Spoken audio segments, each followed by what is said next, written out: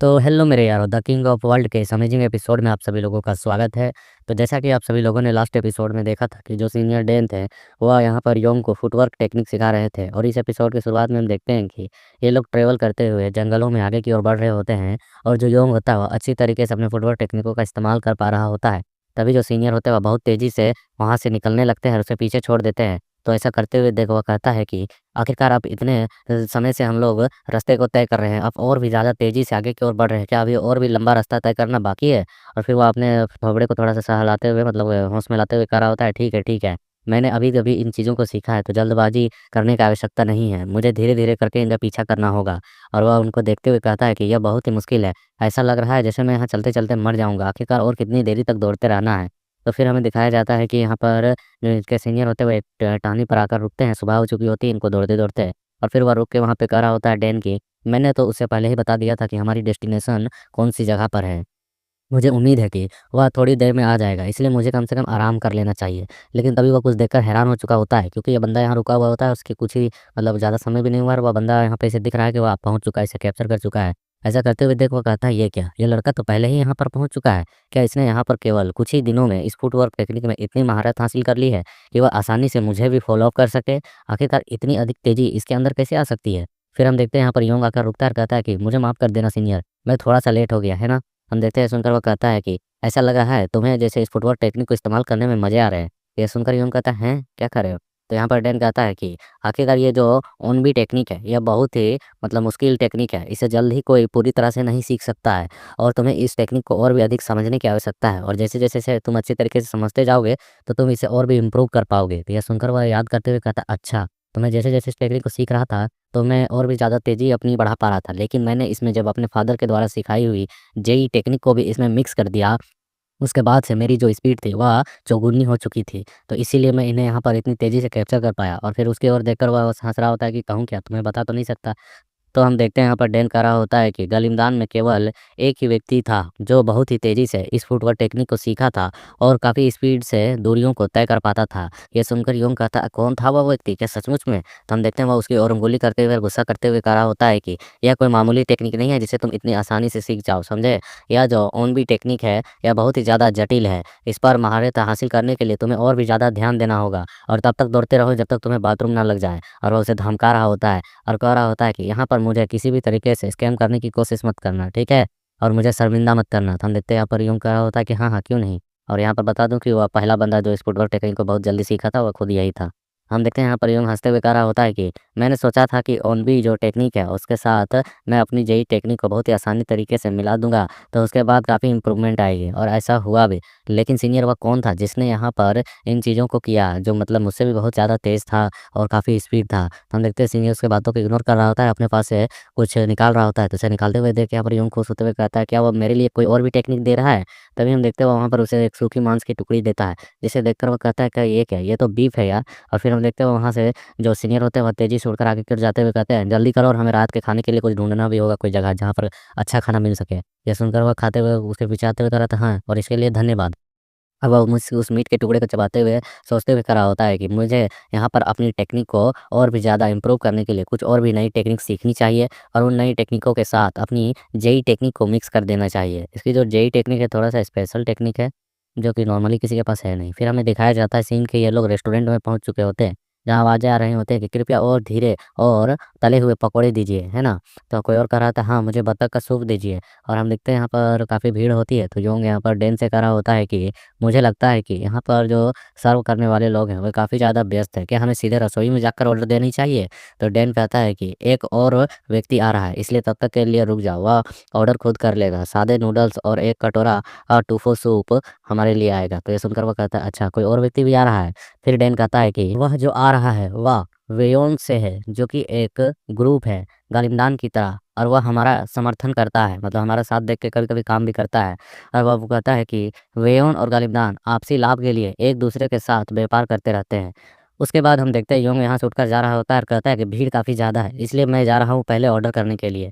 और हम देखते हैं कि वह उस जगह पर पहुँचता है जहाँ से ऑर्डर देनी है, और वहाँ का जो शेफ़ होता है वो काफ़ी बिज़ी होता है, वो कह रहा होता है, "ये लो जल्दी से, ये रहा वॉन्टन सूप और स्टीम बन और उबला हुआ बीफ।" तो वह उसका वेटर कह रहा था, "ठीक है, समझ गया।" और योंग बस वहाँ धीरे से कह रहा था, "एक्सक्यूज़ मी सुनिए।" और तो हम देखते हैं वहाँ से वह बंदा जो होता है किचन वाला, वो कह रहा होता है, "भाई जल्दी करो, जल्दी जाओ।" तो वेटर कह रहा होता है, "हाँ, हाँ, मुझे पता है।" और वह फिर योंग को देखकर कहता है, "ओए, हेलो, ज़रा रास्ता से हटो।" और फिर हम देखते हैं अभी योंग तो कुछ ऑर्डर ही नहीं दे पा रहा होता है, तभी उसके पीछे एक हट्टा-कट्टा बड़ा बंदा आता है, कहता है कि, "ओए छोटे बच्चे, अगर तुमने ऐसे ही खड़े रहना है तो तुम यहाँ पर भूखे मर जाओगे।" और फिर हम देखते हैं वह कह रहा होता है कि, "क्या मैं पूछ सकता हूँ कि तुम्हारा ऑर्डर क्या है?"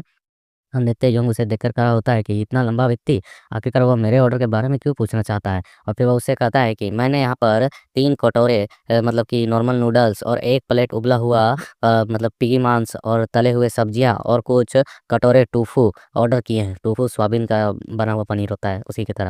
और हम देखते हैं वह बंदा वहाँ पर उस किचन वाले रूम में घुसते हुए कह रहा होता है कि ओए तुमने ऑर्डर सुन लिया ना, आखिरकार तुम अभी तक अंदर में क्या कर रहे हो, जल्दी से ऑर्डर लेके आओ। और तुम्हारा मालिक कौन है, पहले बाहर आओ, मुझे उसे मिलने दो। हम देखते हैं यहाँ पर यूँ करा होता है, लेकिन वह ऑर्डर तो मैंने अभी तक उन्हें दिया नहीं है, तो वे बनाएँगे कहाँ से? तो हम देखते हैं वह टकला यहाँ पर थम्स अप करते हुए कह रहा होता है, चिंता मत करो। और यूँ करा होता है, आखिरकार ये व्यक्ति ऐसा क्यों कर रहा है? और फिर हम देखते हैं वहाँ जो तीनों शेफ़ होते हैं वो बाहर आ चुके होते हैं। वो कह रहे होते हैं, मुझे माफ़ कर दें, मुझे लगा कि यहाँ पर किसी तरीके से त्रुटि हो गई है, इसलिए आपका ऑर्डर अभी तक नहीं मिला है। प्लीज़ आप लोग जाकर थोड़ा उस टेबल में बैठ जाएँ, मैं आपका ऑर्डर आपके टेबल तक ले आऊँगा। तो हम देखते हैं टकला यहाँ पर डैन की ओर इशारा करते हुए कह रहा होता है, ठीक है, तुम्हें वो आदमी दिख रहा है ना? हमें वहीं पर वो तीनों ऑर्डर्स चाहिए, वहाँ पर जल्द से जल्द लेकर आओ और मैं देखूँगा इस बार कि कितना समय लगता है। तो ये सुनकर वेटर कह रहा होता है, हाँ, हाँ, मैं आपके ऑर्डर को तुरंत तैयार कर देता हूँ सर जी। और फिर हम देखते हैं वहाँ से जा रहा होता है, रियोंग कह रहा होता है कि आखिरकार इसे कहते हैं डराना। तो हट्टा-कट्टा कह रहा होता है, चलो अब छोटे बच्चे बैठ जाते हैं। तो हम देखते हैं यहाँ पर योंग को कहता है कि अच्छा तो लगता है आप वहाँ के रेयॉन से हैं ना? तो हम देखते हैं उसे ऐसा बोलते हुए देखो कह रहा होता है चुप हो जा, आखिरकार तू इतने ज़ोर से कैसे हमारे ग्रुप का नाम ले सकता है? धीरे करके बात कर। फिर हम देखते हैं टेबल में बैठे हुए होते हैं और डैन कह रहा होता है कि इसका नाम गुसेन है और यह एक हांगजू है। जिस तरीके से यहाँ पर डैन एक मार्शल आर्ट अपना लेवल में सेंट है ना, उसी तरह से इसके ग्रुप के मार्शल आर्ट लेवल में यह हांगजू पद पर है। और यह टकला कह रहा होता है कि जब मैंने सुना कि डैन ने यहाँ पर किसी तरीके का उत्तराधिकारी अपना सक्सेसर खोज लिया है, तो मैं काफ़ी एक्साइटेड था कि आखिरकार वह कैसा होगा। लेकिन तुम्हें देखने के बाद लग रहा है कि चलो तुम उससे काफ़ी अलग हो। फिर हम देखते हैं कि वह उसकी ओर ही देख रहा होता है। तभी यहाँ पर डैन उसके यहाँ पर कह देता है कि क्या तुम कर रहे हो? क्या तुम रिलीफ़ महसूस कर रहे हो? हम देखते हैं उस टकले को थोड़ी-सी हेजिटेशन महसूस होती है। और फिर हम देखते हैं यहाँ पे ऑर्डर आ चुकी होती है और वो कह रहा होता है वेटर कि ये रहा आपका ऑर्डर, ये तैयार हो चुका है। हम देखते हैं उसे देखकर टकला कहता है चलो, चलो खाना खाते हैं, यह बेहतर होगा। और ये टकला डैन से काफ़ी डरता है। और हम देखते हैं यहाँ पर यूँ खाते हुए कह रहा होता है खाने के लिए धन्यवाद। और वो अपने मन में कह रहा होता है कि यह जो है बंदा, यह हमारे सीनियर से काफ़ी शांति तरीके से बात कर रहा है, मतलब कि थोड़ा घबरा-घबरा के। और फिर हम देखते हैं यहाँ पर वह जो होता है टकला वो कहता है कि भाई छोटे बच्चे, आखिरकार मैं तुम्हें क्या कहकर बुलाऊँ? तुम्हें कोई निकनेम दूँ? तो यूँ कहता है अच्छा। तो हम देखते हैं डैन कहता है उससे कि वह एक यहाँ पर होने वाला मेंबर है हमारे यहाँ के, अगर तुम उसे सही ढंग से, सही तरीके से, सही नाम से संबोधित करो तो वही होगा। दोस्ताना दिखावा करने की आवश्यकता नहीं है। समझ में आया? हम देखते हैं यहाँ पर इस तरीके से बोलते हुए देखकर यूँ कहता है दिखावा आखिरकार वो क्यों करेंगे? तो हम देखते हैं यहाँ पर जो डैन होता है खाते हुए बोल रहा होता है कि यह जो बंदा है ना, इसके अनुसार मानो कि तुम यह सोचता है कि गलिमदान के जो सदस्य हैं ना, उनसे संपर्क रखना काफ़ी फ़ायदेमंद होता है, क्योंकि यहाँ पर यह सारा मामला पैसे से जुड़ा हुआ है। तो टकला थोड़ा हेजिटेट करते हुए, हँसते हुए कह रहा होता है, "अरे यार ऐसे मत बोलो, दूसरों की मदद करना, दूसरों के साथ एक जैसा मतलब पारिवारिक एहसास देना, इसमें फ़ायदे की और लाभ की बात कहाँ से आ गई?" हम देखते हैं डैन खाते हुए कह रहा होता है कि यह सब ऐसा ही है, समझ में आया? तो यूँ कहता है, "अच्छा, तो पैसे के लिए ऐसा व्यवहार किया जाता है?" हम देखते हैं टकला कहता है, "अरे यार तुम लोग दोनों बहुत अजीब हो, साले आखिरकार बोल क्या रहे हो? यहाँ पर 10 साल हो गए, इन चीज़ों को आप भूल भी जाओ डैन।" हम देखते हैं यहाँ पर फिर उसके ट्रेन में जाते हुए यूँ के कह रहा होता है कि 10 साल पहले ना मैंने इस डैन को और इसके सीनियर को थोड़ा-सा मुसीबत में डाल दिया था, जिसकी वजह से ये ऐसा कह रहा है। तो हम देखते हैं डैन कहता है कि यहाँ पर वह मुसीबत नहीं थी, लगभग मैं वहाँ पर मारा ही गया था, अपनी जान गँवाने वाला था। तो हम देखते हैं यहाँ पर यूँ कहता है अपने मन में कि मुझे यहाँ पर शांति रहना चाहिए, वही बेहतर होगा। फिर टकला कह रहा होता है कि वह तो बस हमारी एक मिस्टेक थी, और वैसे भी वह मिस्टेक तुम्हारे होने वाले जो टेस्ट था ना, सेंट बनने का जो टेस्ट था, उससे 1 महीने पहले हुआ था, तो तुम्हें इतना ज़्यादा नहीं रिएक्ट करना चाहिए। तभी यहाँ पर वो कुछ सोचता है, इशारा करता है, फिर वह उसकी ओर देखता है और फिर वह हँस रहा होता है। तो हम देखते हैं यहाँ पर जो डैन होता है वह कहता है कि तुम्हें थोड़ी देर के लिए बाहर जाना चाहिए, मुझे इस हंगजू से बातें करनी है, इसलिए थोड़ी देर के लिए तुम बाहर चले जाओ। यह सुनकर यहाँ पर यूँ कहता है ठीक है, और फिर हम देखते हैं वह उस रेस्टोरेंट से बाहर निकल जाकर किसी बुक स्टोर को खोज रहा होता है, लेकिन तभी यहाँ पर आवाज़ें चल रही होती है और उनके डैन और उस हांगजू की बातें बताई जा रही होती है, जहाँ डैन से कह रहा होता है कि डैन आखिरकार तुमने क्या तय कर लिया है? क्या तुम इसे करने वाले हो? तुम इसे ही अपना सक्सेसर बनाओगे? सचमुच में इसे देखकर मुझे तुम्हारी ही याद आती है 10 साल पहले वाले डैन की। और हम देखते हैं यहाँ पर योंग किसी बूढ़ी से रास्ता पूछ रहा होता है, तो वह बुढ़िया भी रास्ता बता रही होती है। उनकी आवाज़ें अभी भी आ रही होती हैं कि उस समय आप इतने कठोर थे कि आप यहाँ पर बेन गयोरन से भी इसके बारे में नहीं पूछते थे, मतलब कि बहुत ही ज़्यादा बदमाश थे डैन। और वहाँ पर बातें चल रही होती हैं कि इसलिए उसने आपको आगे बढ़ने में बिल्कुल भी मदद नहीं किया था। वह कोई इसका जो सीनियर था, वह इसको सपोर्ट नहीं करता था, डैन को लाया था इसके बावजूद भी। लेकिन वह हमेशा तुम्हें एक असंभव मिशंस को दिया करता था ताकि तुम अपने प्रोग्रेस को ना कर सको और तुम अपने टेस्ट देने से पहले ही उस टेस्ट को छोड़ दो। और हम देखते हैं यहाँ पर योंग यहाँ पर एक बुक स्टोर में भी पहुँच चुका होता है, वो किताबों को भी देख रहा होता है और उनकी बातें अभी भी रेस्टोरेंट में चली रही होती है, जहाँ पर वह हंगजू कर रहा होता है कि पता है डैन, जब मैं तुम्हारे और तुम्हारे सीनियर से मिला था तो वह मुझसे कह रहा था कि वह तुम्हें इतना गुस्सा दिला देगा ताकि तुम सभी चीज़ों को छोड़ दो और कभी भी एक सेज बनने की कोशिश ना करो। वह इस लेवल तक तुम्हें तोड़ना चाहता था, लेकिन वह तुम्हें तोड़ ना पाया। और फिर हम देखते हैं योंग यहाँ पर बुक को झाड़ रहा होता है तो उसके पीछे कोई बुड्ढा भी आ चुका होता है और उनके रेस्टोरेंट की बातें चल रही होती है। उसके अनुसार देखा जाए ना तो वह तुम्हें बिल्कुल भी पसंद नहीं करता था, वह बस तुम पर हुकूमत करना चाहता था और अपने अनुसार चलने कहता था। लेकिन तुम हर चीज़ों को बेहतर तरीके से करते थे और उसे कभी लंबे समय तक अपने ऊपर हावी नहीं रहने देते थे, जिसकी वजह से वह काफ़ी इरिटेट भी हुआ करता था। फिर हम देखते हैं यहाँ पर जो योंग होता है, वो उस बूढ़े के साथ नेगोशिएशन कर रहा होता है इस बुक के बारे में और इसी तरह से यहाँ बातें चल रही होती हैं और तभी यहाँ पर उनकी रेस्टोरेंट की बातें की भी पता चलती है। वहाँ बोल रहे होते हैं कि मुझे नहीं पता है कि यह नियम या रूल उस पर लागू हो गया या नहीं होगा और वह बच्चा कर पाएगा कि नहीं कर पाएगा, लेकिन वह अभी तक से गलिमदान का ऑफिशियल अधिकारी नहीं है, तो अब इस चीज़ों को तुम्हें ही देखना चाहिए। तो हम देखते हैं तो डैन कहता है क्या और कहाँ से कौन सी चीज़? तो हम देखते हैं यहाँ पर वो टकला के स्क्रोल को निकालते हुए कहता है कि यह जो है यह डेगियो से भेजा गया है। फिर हम देखते हैं वह जो डैन होते हैं वह उस स्क्रॉल को खोलकर पढ़ रहे होते हैं और उसमें लिखा हुआ होता है कि तांगमून मैदान में हममून और गयूब यूका के बीच में एक विवाद हो गया है। ये जो जंग वीवोल अधिनिस्थ ग्रुप था, इनके नीचे अंडर में एक ग्रुप था, वो आपस में भिड़ गए हैं, मतलब विद्रोह कर रहे हैं। अगर आसपास में कोई हक्रीम या फिर सेज मौजूद है तो जाकर उनकी मदद करे। और लिखा हुआ होता है नीचे डेगियो। और फिर हम देखते हैं कि उसे पढ़ने के साथ डैन अपने मन में कह रहा होता है यह तो एक मज़ेदार मिशन है, तो चलो देखा जाए। आज उस बच्चे को यहाँ पर जोगुंग में महारत हासिल कराने का समय आ चुका है एक नई स्किल में। हम फिर देखते हैं कि टकला एक और देखते हुए कहता है कि छोटे बच्चे आखिरकार तुम कहाँ गए थे? तो हम देखते हैं यहाँ पर यूं उसके सामने आकर कहता है कि मैं तो बस कुछ किताबें देखने गया था अपनी मतलब की किताब की दुकान में। हम देखते हैं सुन कहता है ओह कौन सी किताब? और वह यहाँ पर डैन की ओर फिंगर करते हुए कह रहा होता है मेरे पास एक ऐसा आदमी है जो तुम्हें दुनिया की किसी भी किताब को सेकेंडों में लाकर उपलब्ध करा सकता है। फिर हम देखते हैं यहाँ पर जो डैन होता है चाय पीते हुए कह रहा होता है कि या निश्चित तौर पर किसी तरीके के टेक्निक को खोजने के लिए गया होगा। ज़ाहिर-सी बात है, ये हाल-फिलहाल में नई टेक्निक में महारत हासिल हुआ है तो ये एक्साइटेड है और भी टेक्निक्स को सीखने के लिए। क्या यही बात है ना? तो हम देखते हैं सुनकर योंग शर्माते हुए कहता है हाँ, कुछ ऐसा ही है। और हम देखते हैं फिर यहाँ पर जो डैन होता है वो उसे सामने एक बुक को रख देता है।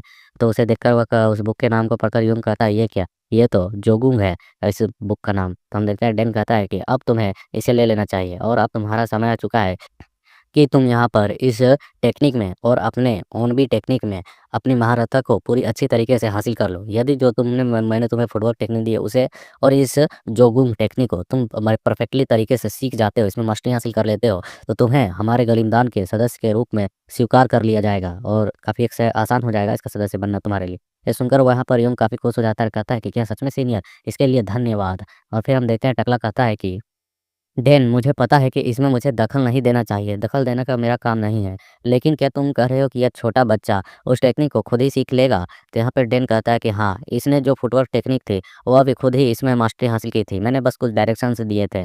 अगर तुम इसके प्रदर्शन को देखना चाहते हो कि यह कैसे उन चीज़ों को करता है, तो तुम हमारे साथ यात्रा पे चल सकते हो।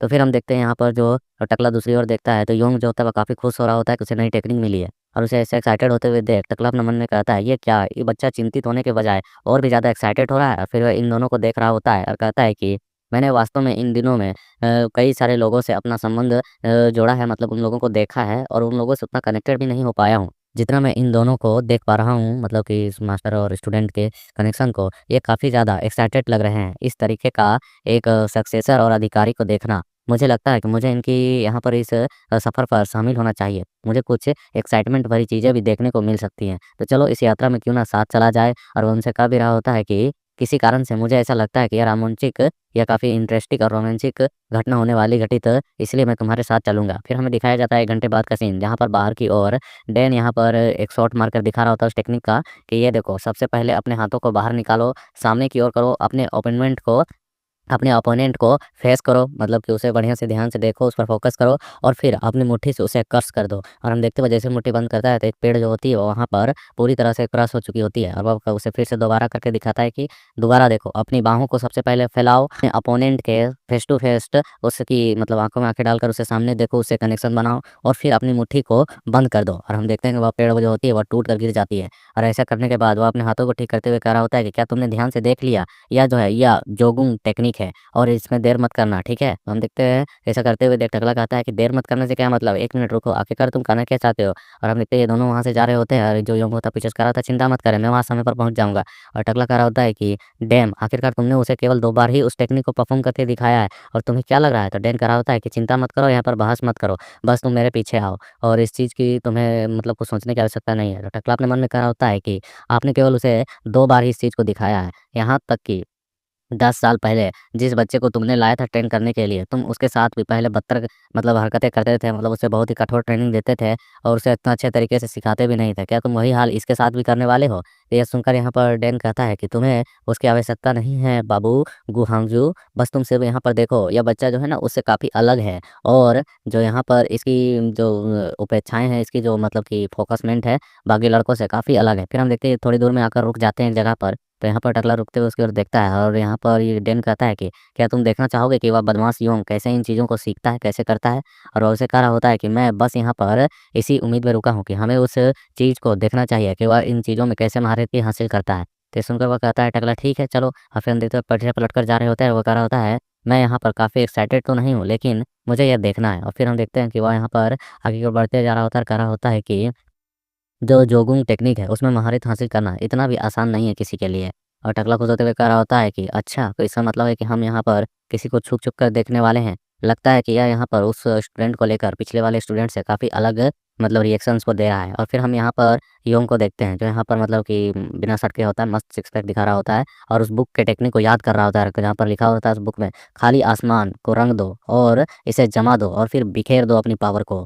और यहाँ पर और भी चीज़ें लिखी हुई थी उसके बुक में कि याद रखें कि जो जोगुंग ऐसी टेक्निक है जिसमें आप अपनी एनर्जी को इकट्ठा करते हैं और उसका इस्तेमाल हमला करने के लिए करते हैं। क्रम पर क्रम अपने डेंटियन से एनर्जी को निकालो, उसे इकट्ठा करो और रिलीज़ करो। और फिर हम देखते हैं यहाँ पर जो योंग होता है वो भी इसी तरीके की चीज़ों को कर रहा होता है, अपने हाथ को सामने की ओर लाता है और वह कहता है कि ठीक है, तो अपने हाथ को सामने लाओ, अपनी सारी चीज़ों को इकट्ठा करो एनर्जी को और फिर अपने प्रतिद्वंदी के सामने देखो और इसे रिलीज़ करो। और हम देखते हैं वहाँ पर रिलीज़ करता है, अपनी मुट्ठी को क्रश करता है, लेकिन वहाँ सामने के पेड़ पर कुछ भी असर नहीं होता है। तो ऐसा होने के बाद वह कह रहा होता है ये क्या? यहाँ तो कुछ भी नहीं हुआ। क्या मैं किसी चीज़ को छोड़ रहा हूँ? निश्चित तौर पर मेरा जो इसके साथ कनेक्शन है ना वो ठीक से नहीं बन पा रहा है। लगता है यह दूरी काफ़ी ज़्यादा है। फिर वह सामने की ओर एक चट्टान को देखता है और कहता है, क्या मुझे उस पर एक बार ट्राई करना चाहिए? मुझे इस करीबी चीज़ पर आज़माना चाहिए। और फिर हम देखते हैं उस वो चट्टान के सामने अपने हैंड को लाता है और कहता है सबसे पहले संपर्क बनाओ, अपनी एनर्जी को अपने बॉडी में फ्लो करो और फिर इसे रिलीज़ करो। और हम देखते हैं वो ऐसा करता है तो वहाँ उस पत्थर पर एक ब गड्ढा छाप छोड़ देता है।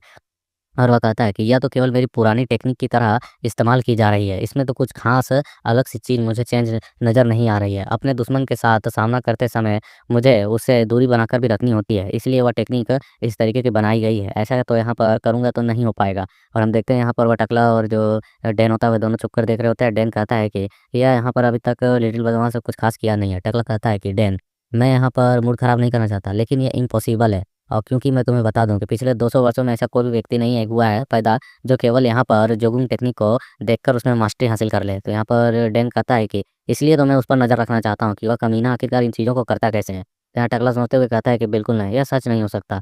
हम देखते हैं डैन कहता है तुम्हें बस यहाँ पर उसे देखते रहना है। तो टकला कहता है कि मैं यहाँ पर बता दूँ कि अगर क्या होगा अगर वह छोटा बच्चा उस टेक्निक को पहले से जानता होगा जो टेक्निक को तुमने सिखाया, ऐसा भी तो हो सकता है जिसकी वजह से वह इन चीज़ों को पहले सीख पाया और तुम अब सोच रहे हो कि ये कुछ स्पेशल है। तो ये सुनकर यहाँ पर डैन भी थोड़ा-सा हैरान होता है और फिर टकला कहता है, "यदि तुम कहो तो मैं इसके बैकग्राउंड को जाँच करवा सकता हूँ कि आखिरकार यह कौन है। मैं अपने फ़ादर को कहकर हम रास्ते के दौरान ही इसके सारे रिपोर्ट को प्राप्त कर सकते हैं।" तो फिर हम देखते हैं डैन कहता है कि ठीक है, मुझे उसके सीनियर अधिकारी होने के तौर पर इन चीज़ों के बारे में सारी इनकी राज़ें मुझे मालूम होनी चाहिए। टकला कहता है, "ठीक है, बिल्कुल तुम सही कह रहे हो।"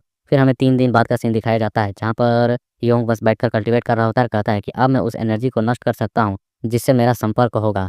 लेकिन लेकिन मैं अभी तक अपने उस लक्ष्य तक नहीं पहुँच पाया हूँ कि अपनी सिर्फ़ दृष्टि से देखूँ, अपने टारगेट को सटीक बनाऊँ और उस पर पावर को रिलीज़ करूँ और उसे ख़त्म करूँ। और फिर हम देखते हैं वो वापस से प्रैक्टिस कर रहा होता है और बार-बार ट्राई कर रहा होता है, लेकिन कुछ ख़ास हो नहीं पा रहा होता है।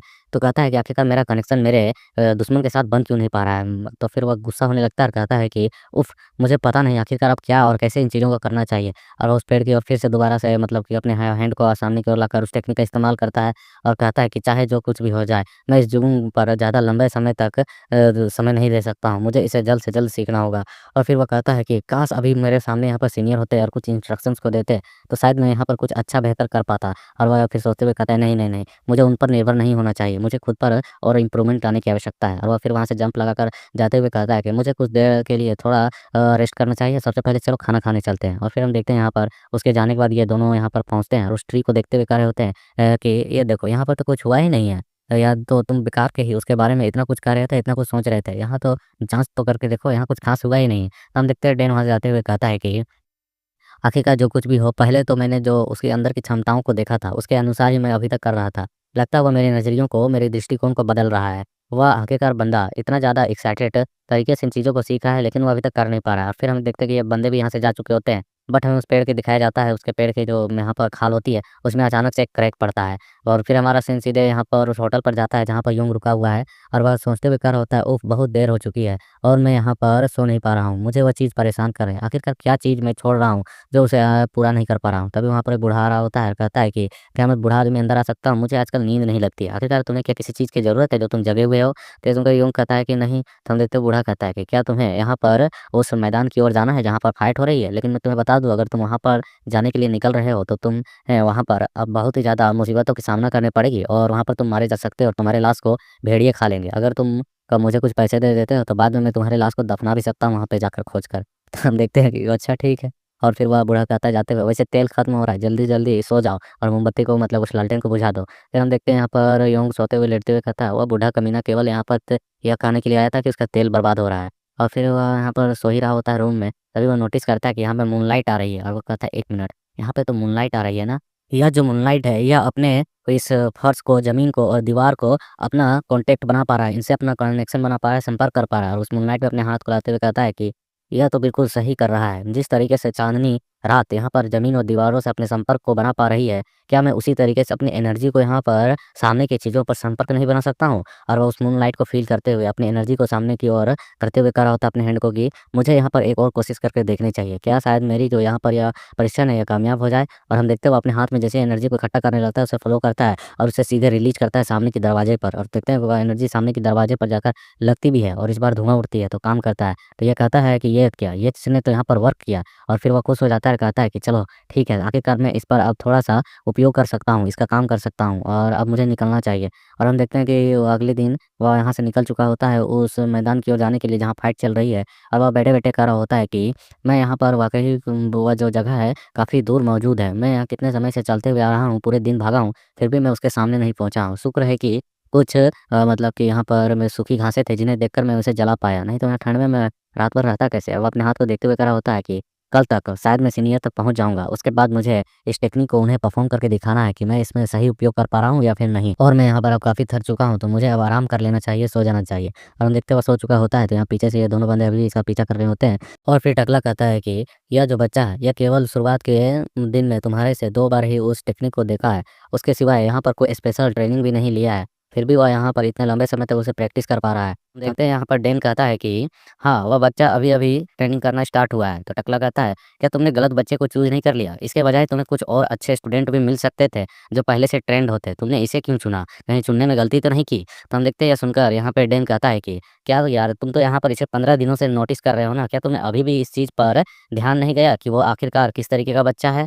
उसने यहाँ पर 15 दिनों तक बिना रुके सिर्फ़ मार्शल आर्ट की प्रैक्टिस की है, इसके अलावा कुछ नहीं। जहाँ तक मैंने उसके इम्प्रूवमेंट को देखा, तो वह शुरू के 6 दिनों में केवल नॉर्मल प्रोग्रेस कर पा रहा था, लेकिन उसके बाद उसने अपनी प्रोग्रेस की स्पीड को बढ़ा दिया था। जब पिछली बार फुटवर्क टेक्निक सीख रहा था, तो उसकी बात कर रहा होता है। तो यहाँ पर ये सुनकर टकला कहता है, अगर सचमुच में ऐसी बात है, तो फिर मैं देखना चाहूँगा कि यह इस चीज़ को कितने दिनों में सीख पाता है और कितने जल्द इस पर मास्टरी हासिल कर पाता है। बिल्कुल भी नहीं, इतना आसान तो नहीं होने वाला है उसके लिए इस रूल को सीखना, मतलब उस टेक्निक को सीखना। ये सुनकर डैन कहता है कि हाँ, यह तो बहुत ही ज़्यादा असुविधाजनक है कि इसे कभी ट्रेन नहीं किया गया है शुरू से, लेकिन मैं सबसे पहले इसके हिस्ट्री के बारे में जानने के लिए एक्साइटेड हूँ। तो ये सुनकर टकला कहता है कि क्या आप थोड़ा-सा सब्र नहीं कर सकते हैं? सुबह तक वह न्यूज़ आ ही जाएगा। तो हम देखते हैं यहाँ पे डैन कहता है कि जो भी हो लेकिन मैंने इन टेक्निकों को सीखने के लिए उस फुटवर्क टेक्निक और जो अभी योंग को नया-नया टेक्निक सिखाया उसे सीखने के लिए मैंने अपना 10 वर्षों का समय दिया है। तब जाकर मैंने उनमें मास्टरी हासिल कर पाई है। ये सुनकर उधर टकले की आवाज़ आती है कि व्हाट? तुम क्या कह रहे हो यार? तो यहाँ पर ये कहता है कि हाँ, अब देखते हैं कल उसकी क्या हिस्ट्री निकलती है। ये टकला हँसते हुए कहता है कि तो फिर ठीक है, मैं भी यह देखने के लिए काफ़ी एक्साइटेड हूँ। और इसके अलावा ड्रैगन ब्रदर्स के बारे में क्या? क्या वे लोग कुछ ज़्यादा समस्या तो पैदा नहीं ना करेंगे कल फाइट में? फिर हम देखते हैं यहाँ पे डैन खामोशी से सोचते हुए कह रहा होता है, कुछ समय पहले मुझे पता चला कि गलिंदान चाहते हैं कि हम अपने स्टूडेंट्स को और भी नए टेक्निक सिखाएँ और साथ ही उन्हें इतने अच्छे तरीके से ट्रेंड करें ताकि वे हर एक चीज़ में परफेक्ट बन सकें। हालाँकि मुझे उन चीज़ों को सीखने में कई ज़्यादा समय लगा था। आखिर वे हमसे एक बेहतरीन स्टूडेंट की माँग कर रहे हैं कई सारे, तो मैं उन्हें कहाँ से लाऊँ? मुझे यहाँ पर फ़िलहाल तो योंग मिला है, जिस पर मुझे ज़्यादा उम्मीद है। और वह उसकी ओर देखते हुए, घूरते हुए अपने मन में कह रहा होता है कि 1 महीना, मैं इसे 1 महीने का समय देता हूँ, जब तक यह खुद से ट्रेन कर कर उसे सीखने की कोशिश करेगा। उसके बाद इसे मैं खुद ही सिखाऊँगा। और हम योंग को देखते हैं जो चट्टान पे बस आराम से पैर लगाकर सोया हुआ होता है। और बता दूँ कि यह बच्चा जो है ऐसे सीधे उसी एरिया पर जाके सो रहा है जहाँ पे फाइटिंग एरिया होने वाली है। तभी हम देखते हैं इसको आवाज़ आने लगती है तो इसकी नींद धीरे-धीरे करके खुल रही होती है। और फिर यह खड़ा होते हुए सामने की ओर देखता है और कहता है कि आखिरकार यह शोर किस चीज़ की है? और तभी वह देखता है वहाँ धूल उड़ते हुए और अपने सामने घोड़े पर सवार 2 बंदों को देखता है, जिसमें एक बंदा कह रहा होता है, "तुम यहाँ पर क्या कर रहे हो और तुम कौन हो?" और हम देखते हैं वहाँ पर योंग उसका कुछ जवाब नहीं देता तो वह चिल्लाते हुए कहता है कि "यू पीस ऑफ शिट! आखिरकार तुम यहाँ पर कर क्या रहे हो?" तो योंग कहता है, "मैं तो यहाँ पे सो रहा था।" तो हम देखते हैं वो चिल्लाते हुए कहता है, "तो यहाँ पर क्यों सो रहे थे? बिस्तर में क्यों नहीं सो रहे थे?" तभी हम देखते हैं यहाँ पे मून का इनका जो लीडर होता है, इसका नाम मून है। ये बंदा कह रहा होता है कि, "भैया आखिरकार तुम इतना गुस्सा क्यों कर रहे हो? वो कोई हमारा एनिमी तो नहीं है, दुश्मन तो नहीं है। वह बस यहाँ सो रहा था तो उसे छोड़ दो।" ये सुनकर वो कहता है ठीक है लॉर्ड मून। और हम फिर देखते हैं यहाँ पर यह लॉर्ड मून कह रहा होता है कि आप यहाँ पर आए हुए हैं तो क्यों ना आप हमारे ग्रुप को ज्वाइन कर लेते। हम यहाँ पर ही रहने वाले हैं और अभी फाइट करने वाले हैं। अगर तुम चाहो तो हमारे ग्रुप को ज्वाइन कर सकते हो। तो यह सुनकर योंग यहाँ पर उसको एक अजीब सा रिएक्शन दे रहा था और कहता है कि क्या ये लोग केवल अपने ही बातों में बकवास करेंगे? ये तो मेरी बातें सुन भी नहीं रहे हैं। तो हम देखते हो जब बयोक होता है बतियाते हुए कह रहा होता है कि तुम इतने चुप क्यों हो? यहाँ पर लॉर्ड ने कुछ तुमसे पूछा है। तो फिर हम देखते हैं वहाँ पर लॉर्ड मून पलटकर जा रहा होता है और कहता है कि चलो बयोक अभी हमारे पास समय नहीं है। और फिर वो भी अपने टीम की ओर जा रहा होता है। तो यहाँ पर ये सब कुछ देखकर ये कह रहा होता है योंगी आखिरकार सीनियर कहाँ पे हुए? जल्दी अभी तक पहुँचे नहीं हैं, कब तक वो यहाँ पर आने वाले हैं? तो फिर हम इधर देखते हैं टकला यहाँ पर इस सभी सीन्स को देखते हुए कह रहा होता है, "अरे यार! ये तो समय की बर्बादी हो गई। मैंने तो सोचा था यहाँ पे थोड़ी-सी डिसुम-डिसुम होगी, फाइट वगैरह होगा।" तो यहाँ पर ये सुनकर डैन कहता है कि अगर तुम यहाँ पर कुछ बेहतर रिज़ल्ट चाहते हो तो थोड़ा-सा वेट कर लो, उसके बाद तुम उसे वहाँ फाइट में चाहो तो भेज भी सकते हो। ये सुनकर टकला कहता है कि डैन क्या तुम सचमुच में यहाँ पर इस तरह की योजना प्लान बना रहे हो, उसे फाइट में भेजने की? तो वह कहता है हाँ, लेकिन उससे पहले वो आ गया। और हम देखते हैं कि यहाँ पर एक व्यक्ति कोई लेटर लेके आया हुआ होता है, कहता है कि दिन भर काम करने के बाद मुझे यह जानकारियाँ जुटा पाया हूँ। और हम देखते हैं वह उस लेटर को ले लेता है और जब उस लेटर को वहाँ पर वह देखने लगता है और कहता है कि ये सब चीज़ क्या है? तो हम देखते हैं सुनकर टकला कहता है, "क्या हुआ? क्या तुमने कुछ स्पेशल चीज़ खोजी इस लड़के के बारे में?" तो फिर हमें उस लेटर पर लिखी चीज़ों के बारे में बताया जाता है जिसमें लिखा हुआ होता है, "मेरा नाम योंग योन है। मेरे जन्म के कुछ समय बाद ही मेरे दादाजी पर बहुत ही ज़्यादा लाखों का कर्ज़ आ गया था। जब मैं 2 साल का था तो मेरी माँ और मेरे दादाजी की मृत्यु हो गई। लेकिन उसके बाद मेरे पिता ने लगातार काम करके उन कर्ज़ों को चुकाया और साथ ही मुझे मार्शल आर्ट भी सिखाया। मेरे यहाँ पर दादाजी के पास एक ऐसी मात्रात्मक मार्शल आर्ट की बुक मिली जिसे कभी देखा नहीं गया था और इस अवसर को समझते हुए मेरे पिता ने मुझे उन चीज़ों को सिखाया और उसकी प्रैक्टिस भी करवाई। और फिर यहाँ पर बताया जाता है कि मुझे इसके बारे में खोजने पर पता चला कि इसके दादाजी जो थे वह बहुत ही ज़्यादा मतलब कि जुआरी थे, पियक्कड़ थे और साथ में उनके ऊपर बहुत सारा कर्ज़ भी था।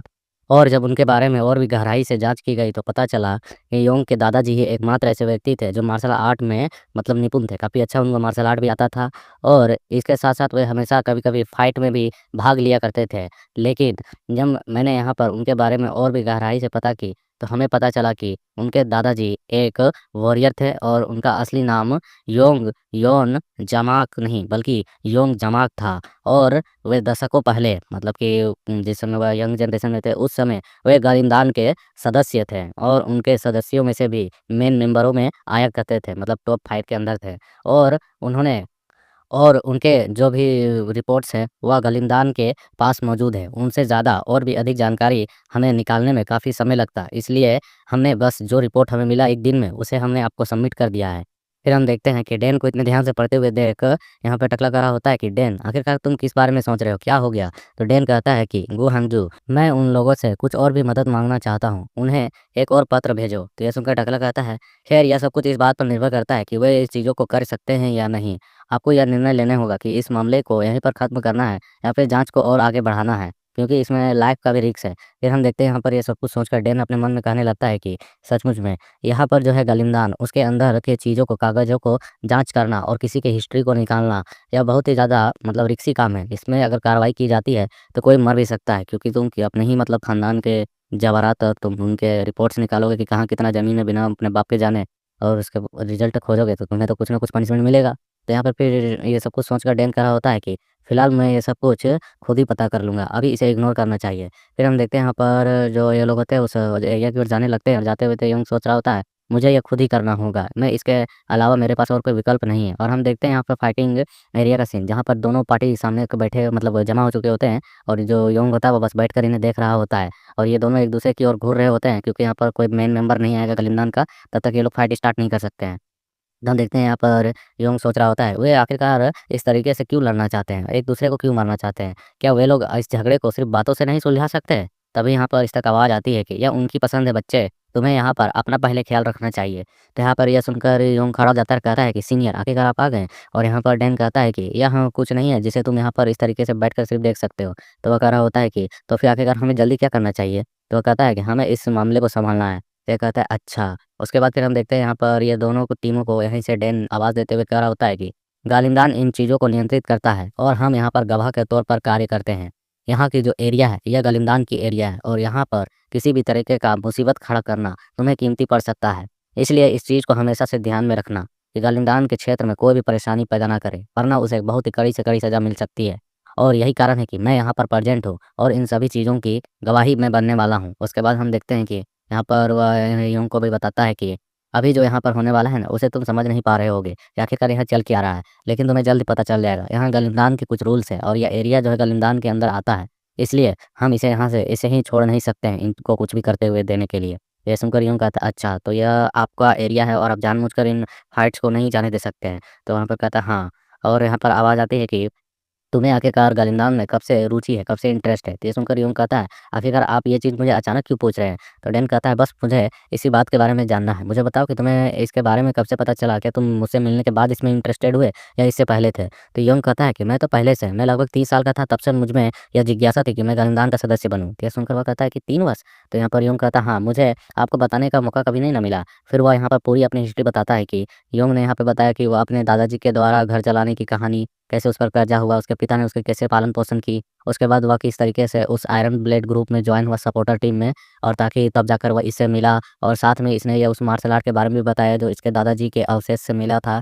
और फिर योंग अपने मन में कहता है कि तो यही वजह है कि ये बच्चा इतना ज़्यादा टैलेंटेड है, क्योंकि इसका खानदान ही टैलेंटेड था, इसका दादा। तो फिर यहाँ पर राइटर बताता है कि जब डैन ने इन सभी बातों को सुन लिया, तब उसे यहाँ पर थोड़ा समझ में आया, और उसने वो अपना गुस्सा थोड़ा शांत किया, क्योंकि इसे शुरू में लग रहा था कि जो योंग है वह जानबूझकर इनके ग्रुप में शामिल होना चाहता है और कुछ और चीज़ों को भी करना चाहता है शायद। तो फिर हम देखते हैं यहाँ पर डैन उसे कहता है कि मुझसे यहाँ पर बिना सवाल किए मुझे कुछ चीज़ों के बारे में बताओ, जो मैंने तुम्हें यहाँ पर टेक्निक सिखाई थी, फुटवर्क टेक्निक, क्या वो तुम पहले से जानते थे? तो यहाँ पर ये सुनकर जो योंग होता है वो कहता है कि क्या उसे? नहीं, वो तो मैं उतना पहले से नहीं जानता था, वो तो आपने सिखाया है। तो फिर वो कहता है कि और दूसरी टेक्निक में तुमने अभी तक कितनी महारतें हासिल की है? तो ये सुनकर वो बताता है कि आप मुझे बता सकते हैं कि उसमें मास्टरी हासिल करने का मतलब क्या है? क्या उसके लिए कोई परफेक्ट दूरी डिपेंड करती है, या फिर कोई परफेक्ट हमले की पावर? अगर नहीं, तो मैंने उसमें हाँ, मास्टरी लगभग हासिल कर ही ली है। तो ये सुनकर वो कहता है कि आखिरकार तुम किस बारे में बात कर रहे हो? कितना डिस्टेंस तक से तुम हमला कर सकते हो?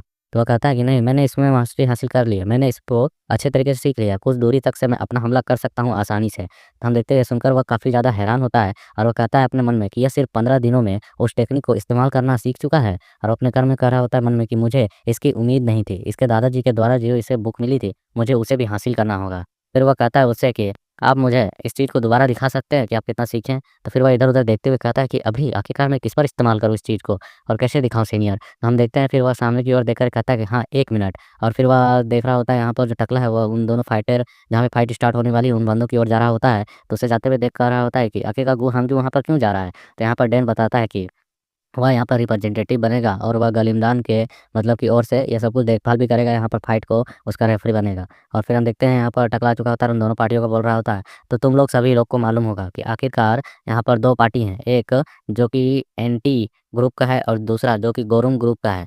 और ये दोनों ही आपस में लड़ने वाले हैं और इस लड़ाई का जो भी निष्कर्ष निकलेगा उसका रिजल्ट हम देंगे, मतलब हम बताएँगे, तो उस पर कोई सवाल नहीं करेगा। वो हाथ उठाकर कहता है कि फाइट स्टार्ट करो। और हम देखते हुए दोनों बंदे अपने आपस तलवार टकराना चालू करते हैं। और यहाँ पे और भी बताया जा रहा होता है कि वे सभी अलग-अलग चीज़ों से रिलेटेड चीज़ों से लेकर एक-दूसरे के साथ मुकाबला करते हैं और इन सभी समस्याओं का समाधान करते हैं।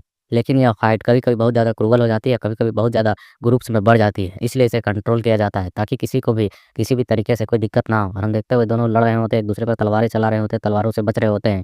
और फिर यहाँ पर डैन बताता है कि जब आपको यहाँ पर मनचाहा परिणाम नहीं मिलता है, तो वे लोग पूरे ग्रुप के साथ दूसरे पर दूसरे ग्रुप पर हावी होना चाहते हैं, जो कि लड़ाई को बहुत ही ज़्यादा बढ़ा देता है। इसलिए उस चीज़ को कंट्रोल करने के लिए हम यहाँ पर हैं।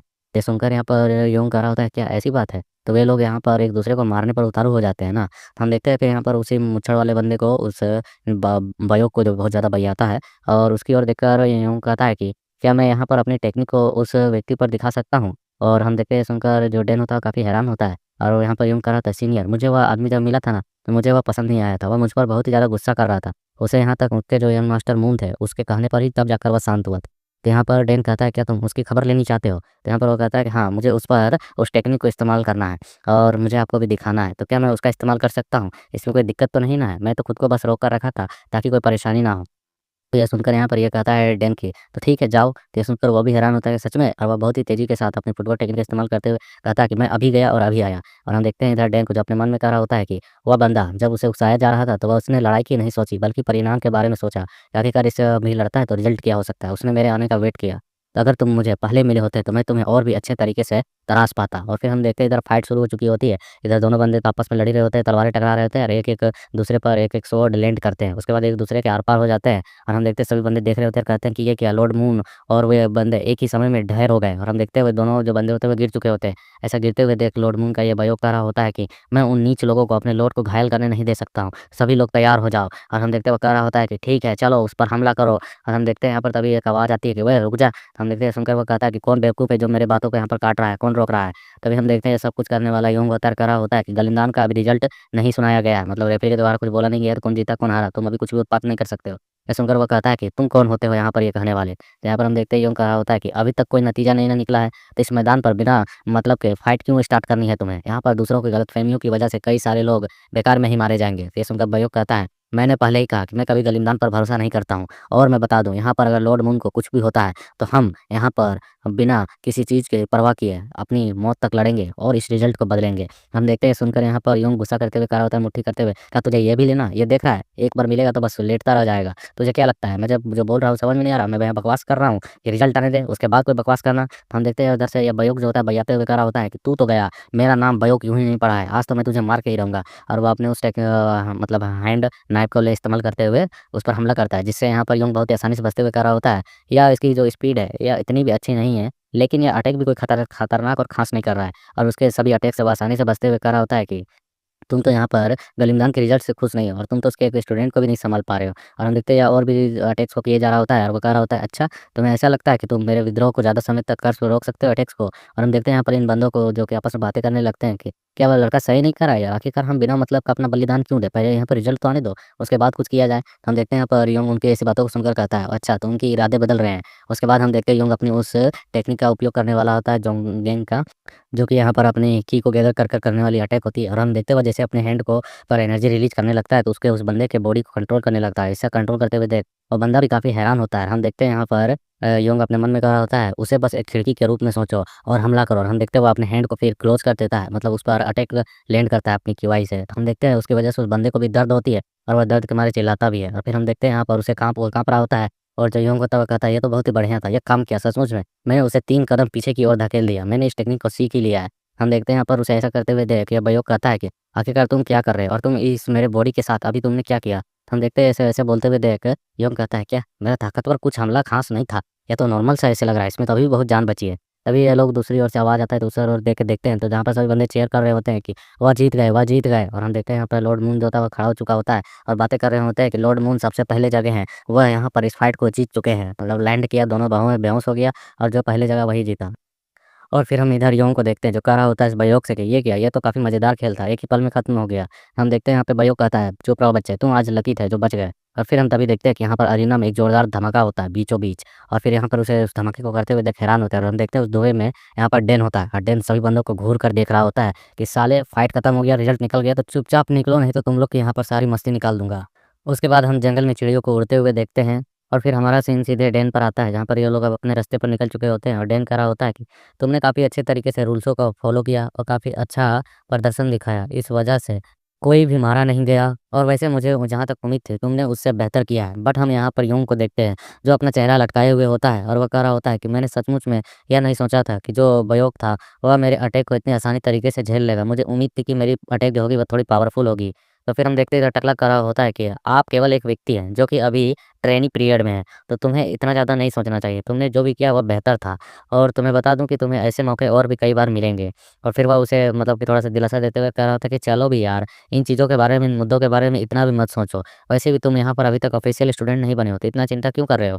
हम देखते हैं सुनकर कहता है वो हाँ, आप तो ठीक ही कह रहे हैं। फिर हम देखते हैं टकला बताता है कि वैसे ऐसा चेहरा दिखाने की ज़रूरत नहीं है क्योंकि मैं तुम्हें बता दूँ कि तुम जितना अभी तक अपने परफ़ॉर्मेंस को दिखाए हो, वो काफ़ी बेहतर है। और तुमने जिन ग्रुपों को अभी लड़ते हुए देखा, वो छोटे से ड्रैगन थे, जो कि आपस में लड़ने की कोशिश कर रहे थे। इसके अलावा कुछ नहीं, तुमने तो इससे काफ़ी कुछ सीखा भी होगा, वो भी तो सोचो।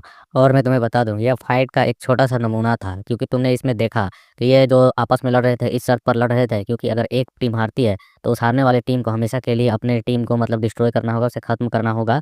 वो वापस से अपना राज नहीं चला सकते। वो सब अपनी शक्ति के लिए और अपने पैसे के लिए लड़ रहे थे और वो उसके कंधे पर हाथ रखते हुए कहता है कि हम सिर्फ़ वहाँ पर एक गवाह थे, रेफ़री के तौर पे थे। इसलिए हमें अपनी यहाँ पर केवल प्रॉफ़िट के बारे में सोचना चाहिए, ना कि उनके रिज़ल्ट के बारे में ज़्यादा कुछ। हम देखते हैं सुनकर फिर यूँ कहता है अपने मन में कि हाँ, सही बात है। क्योंकि जो गलिमदान का डोमिनिटेन रेजिमेंट है, वह सैनों को मतलब कि लड़कों को सिर्फ़ प्रैक्टिस करवाता है, कल्टीवेट करवाता है, काफ़ी कुछ सिखाता है ताकि वह दुनिया में सभी तरह से अपनी पावर को फैला सके और पैसे कमा सके। फिर योंग उससे कह रहा होता है कि जो टीम हारी है उसकी सारी शक्ति, सारी संपत्ति उस दूसरे टीम पर आएगी और साथ में उसका कार्यभार भी उसके कंधों पर आएगा, वो उसका बोझ बन जाएगा, वे लोग उन चीज़ों को सँभालेंगे। फिर वो अपने चेहरे पर थप्पड़ मारते हुए कह रहा था, "अरे यार मुझे इतना अधिक सोचना नहीं चाहिए, मैं अब कोई छोटा बच्चा नहीं हूँ, आखिरकार मैं इतनी ज़्यादा परवाह क्यों कर रहा हूँ? मुझे अच्छे से अपनी तैयारी करनी चाहिए, प्रैक्टिस करनी चाहिए।" और हम देखते हैं इधर ये दोनों बंदे हँसते हुए आगे बढ़ रहे होते हैं और यहाँ पर डेन कह रहा होता है कि मैंने उसे बहुत कुछ बताया, फिर भी वह समझ नहीं रहा है। तो हम देखते हैं टकला कहता है कि ये सब कुछ ठीक है यार वो, अभी शुरुआती पीरियड पे है तो वो ऐसा करेगा ही। और वैसे क्या तुमने मुझे कुछ बताना भूल तो नहीं रहे हो? तो हम देखते हैं यहाँ पर जो डैन होता है वो कहता है कि हाँ, वैसे मैं बता दूँ कि जो यहाँ पर योंग है उसने यहाँ पर अपने उस जोगुंग टेक्निक मतलब कि उस हैंड टेक्निक को जिसको दूसरा नाम यहाँ पर इविल लिमिटेड टेक्निक कहा गया है, उसे अच्छी तरीके से तो नहीं लेकिन इतनी सीख ली है कि वह यहाँ पर एक व्यक्ति पर हमला करके उसे 3 कदम पीछे की ओर धकेल सकता है। ये सुनकर टकला काफ़ी हैरान होता है और कहता है कि क्या बात कर रहे हो? और फिर वह खुश होते हुए कह रहा होता है कि डैन पहले मैं जाऊँगा यहाँ से, मुझे थोड़ी-सी कुछ काम है तो मैं पहले निकलना चाहूँगा। वो अपने मन में कह रहा होता है भले ही आप अपने पूरे परिवार को अपने साथ लेकर आ जाएँ, लेकिन मुझे आपकी आने की तैयारी काफ़ी अच्छे तरीके से रखनी चाहिए। और हम इधर देखते हैं योंग को जो अपने मन में कह रहा होता है कि मुझे यहाँ पर कुछ भी हो जाए, अपने आप को और स्ट्रॉन्ग और तेज़ी से अपने आप को कल्टीवेट कराना होगा। हालाँकि मेरी जो क्षमता है, वह काफ़ी अच्छी मानी गई है, क्योंकि यहाँ पर ये बता रहे हैं कि मैंने इविल पैलेस टेक्निक को मतलब कि उस इविल लिमिटेड पैलेस टेक्निक को अच्छे तरीके से परफ़ॉर्म किया है। कोई भी इतने कम समय में इतनी जल्दी इस चीज़ को नहीं कर सकता है। इसका मतलब यह है कि मैं रेजिमेंट का एक अच्छा सदस्य बन सकता हूँ और मेरे पास ऐसी क्षमता है कि मैं डैन से भी तेज़ी से अपने आप को और भी अधिक पावरफुल बना सकता हूँ। तो यह मेरे लिए बेहतर है और फिर हम अगला सीन देखते हैं जहाँ पर ये कहीं पर आराम से मतलब नहा रहा होता है, कर रहा होता है। बहुत समय हो गया जब मैंने ऐसा महसूस किया था, आहा! कितना मज़ा आ रहा है। और वहाँ इमेजिन कर पा रहा होता है उसके बगल में लड़की होती है जो कह रही होती है कि सर क्या मैं आपके ऊपर गर्म पानी डाल दूँ? और वो उसके ऊपर गर्म पानी डाल देती है और हम देखते हैं फिर अचानक ही अपने आप को रियलिटी में फ़ील करता है जहाँ पर इसका सर पानी के अंदर दबे जा रहा होता है। फिर वो ऊपर की ओर देखता है जहाँ पर हम देखते हैं डैन को जो कि इसके मतलब सर को इसको डुबा रहा होता है। डैन कहता है कि तुमने अच्छे तरीके से नहाने के रूल्स को फ़ॉलो नहीं किया, ये उसके लिए पनिशमेंट है। तभी डैन की नज़र जाती है एक पक्षी पर और वह तुरंत ही उस पक्षी के पीछे निकल जाता है और यहाँ पर यूँ बाहर की ओर निकलते हुए हाँफ रहा होता है और कह रहा होता है आखिरकार ये क्या है? फिर से नहीं, क्या यहाँ पर ये किसी और जा रहे हैं फिर से? और फिर हम देखते हैं यहाँ पर डैन को जो कि उस चिड़िया के पीछे पहुँचता है जंगल के अंदर जहाँ पर वह एक जगह पर पहुँचकर टहनी पर रुकता है, तो उसके सामने एक बंदा पहले से खड़ा होता है और जो उससे कह रहा होता है कि हेलो, बहुत समय हो गया, इंटेलिजेंट मैन कैसे हो? और हम देखते हैं उसे देखकर यहाँ पर यूँग कहता है कि ओह! डोज़ुंग, तो आप यहाँ पर इस बार आए हुए हैं मिशन लेकर? तो हम देखते हैं यह बंदा उसकी ओर एक लेटर को देते हुए कह रहा होता है कि यदि आप अपने सीनियर से मिलते हैं तो कम से कम उसे हेलो, नमस्ते और खुशी से उसका स्वागत करते हैं। और इसके नाम के बारे में बता दूँ, यह गलिंदान का 13वां सदस्य है, मतलब कि टॉप 13 में आता है और ये इधर से जा रहा होगा तो या इसे मिशन देने के लिए आ गया है। और ये उसकी ओर उस चीज़ को थ्रो करते हुए कहता है कि ज़रा सोचिए, आपने मुझे यहाँ पर कुछ दिन पहले कुछ चीज़ों को भी भेजा था पता करवाने के लिए, तो मैंने वो भी इसके साथ में रखा है। तो हम देखते हैं उसके बारे में सुनकर डैन उसे अपने पास रख लेता है और यहाँ पर ये बंदा कहता है कि क्या आपको आश्चर्य नहीं हो रहा है कि आपके उसके अंदर क्या लिखा हुआ है? तो इसके बारे में सोचकर तो हम देखते हैं, सुनकर डैन कहता है कि तुम्हें इसके बारे में ज़्यादा कुछ नहीं सोचना चाहिए। मैं यहाँ पर अपने मिशन को समय पर कंप्लीट कर लूँगा। तो हम देखते हैं, सुनकर वो कहता है कि अभी नहीं, लेकिन आपको अपने स्कूल में भी वापस वहाँ पर आना चाहिए। बहुत सी चीज़ें तुम्हें देखनी चाहिए। इन दिनों जो ग्रुप्स हैं ना, उसमें काफ़ी गलतफ़हमियाँ पैदा हो रही हैं और वो एक-दूसरे से लड़ रहे हैं और मरने की कोशिश कर रहे हैं। अगर आप वहाँ पर पहुँचे तो काफ़ी सारी चीज़ें शांत हो जाएँगी तुम्हें देखकर ही। तो हम देखते हैं, सुनकर वो कहता है कि ठीक है, लेकिन फ़िलहाल मैं यहाँ पर कुछ दिनों के लिए रुकने वाला हूँ, उसके बाद अपने मिशन पर आगे बढ़ूँगा। तो हम देखते हैं, सुनकर वो कहता है हाँ, ठीक है, लेकिन मैंने यहाँ पर इस वेस्टर्न एरिया की ओर ट्रैवल करते वक़्त कुछ मतलब दोस्तों से मिला, तो उनसे कुछ चीज़ों के बारे में सुना है कि तुमने यहाँ पर अपना एक उत्तराधिकारी सक्सेसर खोज लिया है, जो कि तुमसे भी ज़्यादा मतलब कि टैलेंटेड है। तो हमें सुनकर ये कहता है कि यहाँ पर डैन कि हाँ, आपने जो सुना है सही है। वह एक अलग ही तरह का इंसान है, उसके पास एक अलग ही व्यक्तित्व है। तो हम देखते हैं, वह और भी बताता है कि उसने यहाँ पर केवल कुछ ही दिनों में फुटवर्क टेक्निक और इवेल पैलेस गेट टेक्निक को भी बहुत ही आसानी तरीके से सीख लिया है। ये सुनकर वो बंदा हैरान हो जाता है, कहता है ओह! क्या बात कर रहे हो? उसने केवल कुछ ही समय में इन चीज़ों को सीख लिया। कितने दिनों में अपने ट्रेनिंग को कंप्लीट कर लेगा, मतलब कि एक सेंट बनेगा, मतलब कि इसकी तरह। हम देखते हैं, सुनकर वो यहाँ पर ये बताता है कि हाँ, बिल्कुल, मेरे जहाँ तक उम्मीद है उसे यहाँ पर 4 महीने लगेंगे, उससे ज़्यादा नहीं। ये सुनकर वो बंदा खुश होते हुए कहता है कि सचमुच में वह बच्चा तो यहाँ पर सुंग का भी रिकॉर्ड तोड़ने वाला है। यहाँ पर सबसे पहले उसका रिकॉर्ड डेन ने तोड़ा था, अब डेन का सक्सेसर भी है जो उसका रिकॉर्ड तोड़ने वाला है। और फिर वह इधर-उधर देखते हुए कह रहा होता है कि आखिरकार वह मुझे दिख नहीं रहा है, वह टैलेंटेड बच्चा है कहाँ? और फिर वह कहता है नहीं-नहीं, मुझे अभी उससे मिलना नहीं चाहिए, मेरे पास अभी और भी बहुत काम है। और वो कहता है कि मेरे पास फ़िलहाल कुछ काम है तो मैं यहाँ से निकलता हूँ, पहले अपने कामों को करता हूँ। हम देखते हैं, डैन कहता है कि आप हमेशा एक्साइटेड और काफ़ी जल्दबाज़ी में रहते हैं, तो आपके पास गलिंदान के सदस्य से मिलने के लिए बाद में समय निकालना होगा। और वो कहता है कि मैं वैसे कभी-कभी तुमसे यहाँ पर मिलता हूँ, तो मैं वापस आऊँगा और अच्छे तरीके से ऑफ़िशियली तरीके से तुम्हारा मतलब कि मिलन करूँगा अपने घर पे। तो हम देखते हैं, सुनकर वो कहता है अच्छा, तो तुम अभी नहीं आ रहे हो? तो वो कहता है कि हाँ, मैं यहाँ कुछ दिन रुकने वाला हूँ और अपने मिशन को कंप्लीट करने वाला हूँ, तब मैं जाऊँगा। तो ये सुन वो कहता है ठीक है, जब तुम वहाँ पहुँचोगे तो मुझे उम्मीद है तुम सुरक्षित तौर पर पहुँचोगे। और वहाँ से वो जाते हुए कह रहा होता है, बस मैं उम्मीद करता हूँ कि जब तुम वहाँ पर घर पहुँचो तो मरे हुए मत पहुँचना, मैं तुम्हारा इंतज़ार करता रहूँगा। तो ये सुनकर वो कहता है हाँ ब्रदर। और फिर वह उस मिशन को निकालता है जिस पर उसका मिशन और उसकी जानकारी भी लिखी हुई होती है जो इसने मँगवाया होता है, और उसे पढ़ने लगता है, जिसमें उसे पढ़ते हुए कुछ चीज़ें पता चलती है और वह उसमें लिखा हुआ था कि लोग जानते हैं कि मैं बहुत ही ज़्यादा व्यस्त हूँ, फिर भी वह मुझे बहुत कुछ मँगाते हैं, मतलब बहुत कुछ काम देते हैं। मैं उनके सभी नाम को ज़रूरत तौर पर लिख लेता हूँ क्योंकि मुझे बहुत मुश्किल से ये चीज़ें याद रहती हैं। मैं तो बस ऐसे ही काम करता हूँ। हालाँकि मुझे पहले यहाँ पर डैम ने, जो माननीय डैम हैं, उन्होंने जो चीज़ें पता करने के लिए दी थी, उनके बारे में कुछ पता करने की कोशिश की, तो मुझे पता चला वह इतनी आसानी से उनकी जानकारियाँ नहीं निकाली जा सकती है। हालाँकि यह 30 साल पहले की बात है, जिसके बारे में कुछ ही जानकारी है, जो योंग जाम हैं, मतलब कि योंग के दादाजी, वे गलिंदान के एक मतलब कि हाई रैंकर ऑफिसर थे, मतलब कि टॉप 7 टॉप 5 के अंदर आते थे और उनके पास काफ़ी सारे स्पंजस टेक्निक भी मौजूद थे, जिसे हर कोई हासिल करना चाहता था। तो यहाँ पर हम देखते हैं, सुनकर डेन कहता है कि आखिरकार उसका टेक्निक जो अभी यहाँ पर योंग इस्तेमाल कर रहा है, उससे तो कोई लेना-देना नहीं होना चाहिए ना, जो वे लोग खोज रहे होंगे। फिर वहाँ पर लिखा हुआ होता है कि इसके पिछली एक अनोखी इतिहास छुपी हुई है, जो यहाँ पर अश्मेज़ इर्द-गिर्द घूमता हुआ टेक्निक है, उसे अगर ठीक से याद किया जाए, तो हमारे आस-पास बहुत सारे ऐसे लोग हैं, जो उस चीज़ को हासिल करना चाहते थे, उससे संपर्क करना चाहते थे, उस टेक्निक को जानना चाहते थे, लेकिन वह आसानी से किसी को नहीं मिल सकता था क्योंकि वह टेक्निक जिस व्यक्ति के पास रहती थी, वह भी तो काफ़ी पावरफुल था। और जहाँ तक उस व्यक्ति की बात की जाए, तो वो हमेशा टेक्निक्स को क्रिएट किया करता था और वह कभी भी अपनी टेक्निक्स को देखकर संतुष्ट नहीं होता था। इसलिए उसने एक डांसिंग टेक्निक भी बनाई थी एक और, जो कि वह डांस को देखते हुए सीख रहा था और उसे समझ रहा था। वह हमेशा कुछ-कुछ अजीब हरकतें किया करता था, ताकि वह कुछ नई तरीके की और एक ख़ास तरीके की टेक्निक सीख सके। और फिर यहाँ पर वह पढ़ते-पढ़ते उसे वह दूसरा मिशन भी मिला होता है, जानकारी तो मिल गई, अब मिशन मिला होता है, जिसमें बताया गया होता है कि झेंग इलाके के 5 स्टूडेंट एक मिशन पर थे और हर 5 दिन में एक-एक स्टूडेंट एक-एक कर मारा जाता था। और यह सोचकर यह यहाँ पर कह रहा होता है कि मुझे गुस्सा आ रहा है, आखिरकार कौन वे कमीने थे, जो ट्रेनी स्टूडेंटों को मारने की कोशिश कर रहे थे, ऐसे घिनौने काम। और फिर वह वहाँ से वापस आते हुए कह रहा होता है कि योंग, को मुझे जल्द से जल्द अपने इस मिशन की ओर ले जाना चाहिए और जल्द से जल्द इस मिशन को ख़त्म कर उसे फिर वापस अपने स्कूल मतलब जहाँ पर सभी बच्चे ट्रेन करते हैं वहाँ पर ले जाना होगा। तब तक मुझे इसे जितना हो सके ट्रेंड करना चाहिए और इसकी क्षमताओं को बढ़ानी चाहिए। हम देखते हैं यहाँ पर यून को जो चट्टान पर लेटा हुआ होता है, तभी वह उठते हुए कहता है, सीनियर क्या आप यहाँ पर हैं? और फिर हम देखते हैं यहाँ पर डेन कह रहा होता है कि हमें एक मिशन सौंपा गया है, हमें अभी चलना होगा और इस मिशन को पूरा करना होगा। ये सुनकर वह को उठते हुए कहता है, हाँ क्यों नहीं? और यहाँ पर डेन बताता है कि हालाँकि मैं बता दूँ यह जो मिशन है वह काफ़ी ज़्यादा खतरनाक होने वाला है बाकी चीज़ों से। तो हम देखते हैं कि यह सुनकर यून कहता है, हाँ तो इसमें दिक्कत क्या है? तो यहाँ पर डेन कहता है कि इसका मतलब है कि मैं तुम्हारा देखभाल नहीं कर सकता हूँ। तो यह सुन यहाँ पर यून कहता है, हाँ तो फिर क्या हुआ? वैसे भी मैं जब से सीनियर के साथ रहा हूँ तब से मुझे कभी खतरे का एहसास नहीं हुआ है। और जहाँ तक बात रही कि यहाँ पर खतरा, तो सबसे पहली बात कि मैं आपके साथ रह रहा हूँ, इससे ज़्यादा और खतरनाक क्या हो सकता है? हम देखते हैं इसे ऐसे ताना मारते हुए देख यहाँ पर डेन कह रहा होता है, ओहो! लगता है तुम काफ़ी सारी चीज़ें समय के साथ सीखते जा रहे हो। और हम देखते हैं उसे गुस्से में देखते हुए देख योंग थोड़ा-सा हेजिटेट करता है कि कहीं मैंने इसे गुस्सा तो नहीं दिला दिया। उसके बाद हम देखते हैं यहाँ पर योंग और डेन दोनों ही अपने आगे के रास्ते की ओर बढ़ने लगते हैं, जहाँ उन्हें जाना है अपने मिशन को कंप्लीट करने के लिए और जाँच करने के लिए कि कौन है जो कुछ बच्चों को टारगेट करके मारने की कोशिश कर रहा है।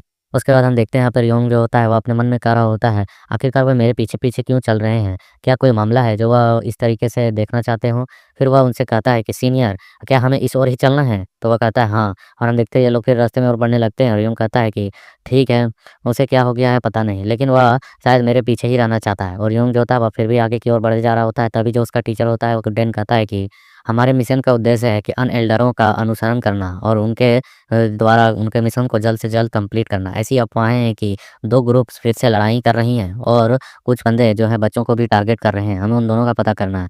तो यह सुनकर यहाँ पे योंग कहता है कि क्या हमें फिर से लड़ाई में जाना है? तो वो कहता है कि हाँ, हमें उन्हें रोकना होगा दोनों ग्रुपों को जो आपस में लड़ रहे हैं और उन्हें शांत करवाना होगा। फिर वहाँ पर वह बताता है कि आमतौर पर वे अपने ज़मीन के मामले को लेकर आपस में लड़ा करते हैं, चाहे वह थोड़ी-सी ही क्यों ना हो। लेकिन जब वे दोनों लड़ते हैं और उस वक़्त कोई तीसरा आ जाए, तो फिर वे दोनों अपने जान को बचाने के लिए एक-दूसरे के साथ मिलना पसंद करते हैं और अपनी-अपनी जगह पर शांति से रहना। वहाँ पर फिर वे लोग आपस में लड़ाई करना बंद कर देते हैं, इसलिए हमें उन्हें जाकर किसी तरीके से रोकना होगा। और वक़्त पड़ते हुए कह रहा होता है कि यहाँ पर जो धर्म के रास्ते पर चलने वाले ग्रुप्स हैं, मतलब कि अच्छे ईमानदार हैं, हमें उनका साथ देना होगा और उनके साथ शामिल होकर इन सभी चीज़ों को रोकना होगा। तो फिर यूँ कहता है कि क्या हमारे सेट के द्वारा इस मिशन को दिया गया है ताकि हम उनकी मदद कर सकें? हमें उनके साथ जाकर मिलकर लड़ना होगा। तो यहाँ पर वो कहता है कि क्या आप अभी भी नहीं समझ पा रहे हैं मैं जो चीज़ कर रहा हूँ? और वो बढ़ते हुए कह रहा होता है कि ठीक है, तुम जब अपनी आँखों से देखोगे उस जगह को तो समझ जाओगे कि हमें क्या करना है उस वक़्त। और वह कहता है कि कोई आश्चर्य की बात नहीं है कि आखिरकार इस बच्चे को इतने सारे डाउट्स क्यों आ रहे हैं, क्योंकि ये पहली बार इन चीज़ों को इस तरीके से होते हुए देख रहा है, ये आम सी बात है। और वह फिर हम देखते हैं उसके साथ मज़ाक करने के लिए उसके कंधे पर टैप करते हैं और कहते हैं कि हर दिन तुम इस तरीके से दौड़ते रहते हो बिंदास, क्या तुम्हें थोड़ा-सा केयरफुल नहीं होना चाहिए? और हम देखते हैं वह फिर कुछ हैरानी के साथ कहता है, आखिरकार हुआ क्या? और फिर वो अचानक महसूस करता है कि उसे नीचे गिरा दिया गया है और फिर वो जैसे चिल्लाकर नीचे गिर रहा होता है, तैसे जाके एक पेड़ से सीधे टकराता है और उसका फेस उस पर लगता है और उसके मास्टर डेन हँसते हुए कह रहे होते हैं कि यदि तुम अपने आप को सामने की ओर देखकर और सतर्कता से नहीं चलोगे, तो कोई भी तुम्हें कभी भी गिरा सकता है। तो हम देखते हैं सुनकर वो चिल्लाते हुए गुस्से में कहता है कि सीनियर आखिरकार आप ये किस तरीके से मज़ाक कर रहे हैं? अगर मुझे चोट लग जाती तो? और फिर हमारा सीन शिफ्ट हो जाता है और हमें जोक दिखाया जाता है जो अपने पास से तलवारें निकाल कर किसी बंदे का सामना कर रहा होता है और अपने मन में कह रहा होता है, मास्टर ने मुझे यहाँ पर इंतज़ार करने को कहा था। और हम देखते हैं वह उसके ऊपर एक बंदा हमला कर रहा होता है, तो वो उसके साथ लड़ते हुए कह रहा होता है, मैं उनका यहाँ पर वेट आखिरकार कितनी देर तक करूँ? मैं इन्हें ज़्यादा देर तक नहीं सँभाल कर रख सकता हूँ। ये कमीने लड़े जा रहे हैं और फिर हम देखते हैं वो चिल्लाकर भी उनसे कहता है कि मैं तुम सभी को चेतावनी देता हूँ, अगर ज़्यादा हिम्मत की तो मैं तुम सभी को मार डालने के लिए फिर बिल्कुल भी हेजिटेट नहीं करूँगा। हम देखते हैं कुछ बंदे जो होते हैं उसके सामने रुके हुए होते हैं और वो अपने मन में कह रहा होता है कि उनके साथ क्या गलत है? ये दोनों जो ग्रुप्स हैं, ये मुझ पर ही अचानक से हमला क्यों कर रहे हैं? रेजिमेंट के बंदे पर ये लोग आखिरकार हमला क्यों करना चाह रहे हैं? और फिर हम देखते हैं वहाँ पर कोई कह रहा होता है, क्या तुम यहाँ पर अकेले हमें शांत करवा सकते हो? और हम देखते हैं कि फिर यहाँ पर उसके ऊपर एक कैप से अटैक किया गया होता है जो कि लोहे की बनी होती है, जिसे वो अपने स्वॉर्ड से बहुत मुश्किल से रोकता है और वो कहता है कि ये तो मेटल का कैप है। और हमें एक बंदे को दिखाया जाता है जो एकदम डेंजर तरीके से हँस रहा होता है और वो कह रहा होता है, जब से तुम्हारे जो यहाँ पर अपने मास्टर का पीछा करने लगे हो, मतलब उनके द्वारा सीख रहे चीज़ों को, तो तुम और भी ज़्यादा बेहतर होते जा रहे हो, पहले के मुकाबले तुम काफ़ी स्ट्रॉन्ग लग रहे हो। और वो उससे कहता है कि जब तक तुम यहाँ पर मेरा सुझाव मानोगे और हमारे पीछे रहोगे, तब तक तुम शायद बच सकते हो, लेकिन तुम्हें यहाँ पर एक ज़िम्मेवारी तो लेनी होगी। हम देखते हैं सुनकर वह कह रहा होता है जो कि आखिरकार ये लोग यहाँ पर मिलकर क्या मेरा को मतलब ख़त्म करने का प्लान बना रहे हैं, जबकि हम यहाँ पर इन लोगों को शांत करने के लिए आए हुए होते हैं। तो वह फिर से कहता है क्या भला बंदा कि तुम यहाँ पर मेरे कुछ साथियों के खिलाफ अकेले कब तक टिक पाओगे? तो ये सुनकर वह कहता है कि तुम आखिरकार किस तरीके की बातें कर रहे हो? तो वह फिर से हँसते हुए कहता है, क्या तुम नहीं जानते हो कि मैं किस बारे में बात कर रहा हूँ? अच्छा, तो ठीक है, तुम बस अब यहाँ पर जीने की कोशिश करो, तुम्हें जल्द ही पता चल जाएगा। और हम देखते हैं वह जब अपने तलवार को लेकर तैयार हो जाता है, फिर हमारा सीन शिफ्ट हो जाता है। हम देखते हैं वो जो लोग जहाँ लड़ रहे हैं, उसके कुछ करीब तक यहाँ पर ये दोनों पहुँच चुके होते हैं। तो यहाँ पर पहुँचकर यूँ कहता है कि सीनियर आखिरकार वे लोग एकजुट होकर हम पर ही हमला कर रहे हैं। फिर क्या क्या चल रहा है? ऐसा लग रहा है कि वे आपस में लड़ रहे हैं। तो हम देखते हैं यहाँ पर इसके सीनियर डैन की नज़र एक दूसरे बंदे की ओर जाती है और वह कहता है कि ये तो वाइज़ मो है। और फिर हम देखते हैं वो बहुत ही तेज़ी से उसकी ओर निकल जाता है और कहता है कि मैं उस ओर जा रहा हूँ। ये सुनकर वो कहता है कि सीनियर हमें कहाँ जाना है? तो सीनियर कह देता है तुम जिस रास्ते पर जा रहे थे उसी रास्ते पर चलते रहो। तो यूँ कहता है क्या सचमुच में मुझे इसी रास्ते की ओर जाते रहना है? और फिर वह तभी अचानक कुछ फ़ील करता है और फिर हमारा सीन उन्हीं दोनों की लड़ाई पर वापस आ जाता है। जब वह बंदा अपनी कैप से इसे मारने के लिए तैयार होता है तो ये जो होता है वो अपनी पूरी ताकत लगाकर उसे रोक रहा होता है और वह बंदा होता है एक हाथ से कैप से तो दूसरे हाथ से पंच से तैयार करते हुए कह रहा होता है कि चलो लो अब इसे सँभालो। और हम देखते हैं यहाँ पर जो होता है उसे काफ़ी दिक्कत हो रही होती है और वह कह रहा होता है अपना हाथ मैं बिल्कुल भी हिला नहीं पा रहा हूँ उस बंदे के साथ लड़ते हुए। तभी हम देखते हैं कि वह जो पंच होता है वह इसे लग पाता है, बट इसके पंच पर मतलब एक हैंड पर इसका अटैक आता है जिसकी वज़ह से इसका अटैक जो होता है वह चूक जाता है। और ऐसा अपने अटैक को चूकते हुए देख और बंदा काफ़ी ज़्यादा हैरान हो जाता है। तब तक हम देखते हैं इतनी देरी में जो होता है वो अपने फुटवर्क की वज़ह से पीछे की ओर हटता है। तो पीछे की ओर हटते वक़्त यहाँ पर आकर योंग से टकराता है। योंग कहता है क्या तुम घायल तो नहीं हो? तो ये सिक्कर वक़्त जो कहता है योंग आखिरकार तुम यहाँ पर? तो योंग कहता है कि तुम अकेले क्या उससे लड़ रहे हो और मास्टर कहाँ पे हैं तुम्हारे? तो ये सुनकर वह कहता है कि मास्टर ने मुझे बस यहाँ कुछ देर इन बदमाशों को सँभाले और मुझे उनका इंतज़ार करने को कहा है। और हम देखते हैं ये बंदा जो होता है बस अपने पंच की ओर देख रहा होता है कि मेरे को साला किसी ने छुआ नहीं, फिर भी मेरा अटैक कैसे यहाँ पे डॉच हो गया, दूसरी ओर कैसे कन्वर्ट हो गया। वो पलटकर देखते हुए कहता है, क्या वो तुम थे जिसने इस चीज़ को किया? और वह चिल्लाते हुए कहता है कि मेरे साथियों, किसी को भी यहाँ पर दखल-अंदाज़ी देने की आवश्यकता नहीं है। यह मामला अब मेरा पर्सनल मामला हो गया है, मैं उसे अपने हाथों से मारूँगा। और हम देखते हैं वहाँ पर उनके सामने खड़ा होता है, हमें उनके साथियों को दिखाया जाता है, कुछ ख़ास इंटरेस्ट ले नहीं रहे होते हैं उस बंदे के पर। और हम देखते हैं उनको ऐसे करते हुए देख यहाँ पर योंग को भी कुछ गड़बड़ लगता है और कहता है कि आखिरकार क्या बात है यहाँ पर?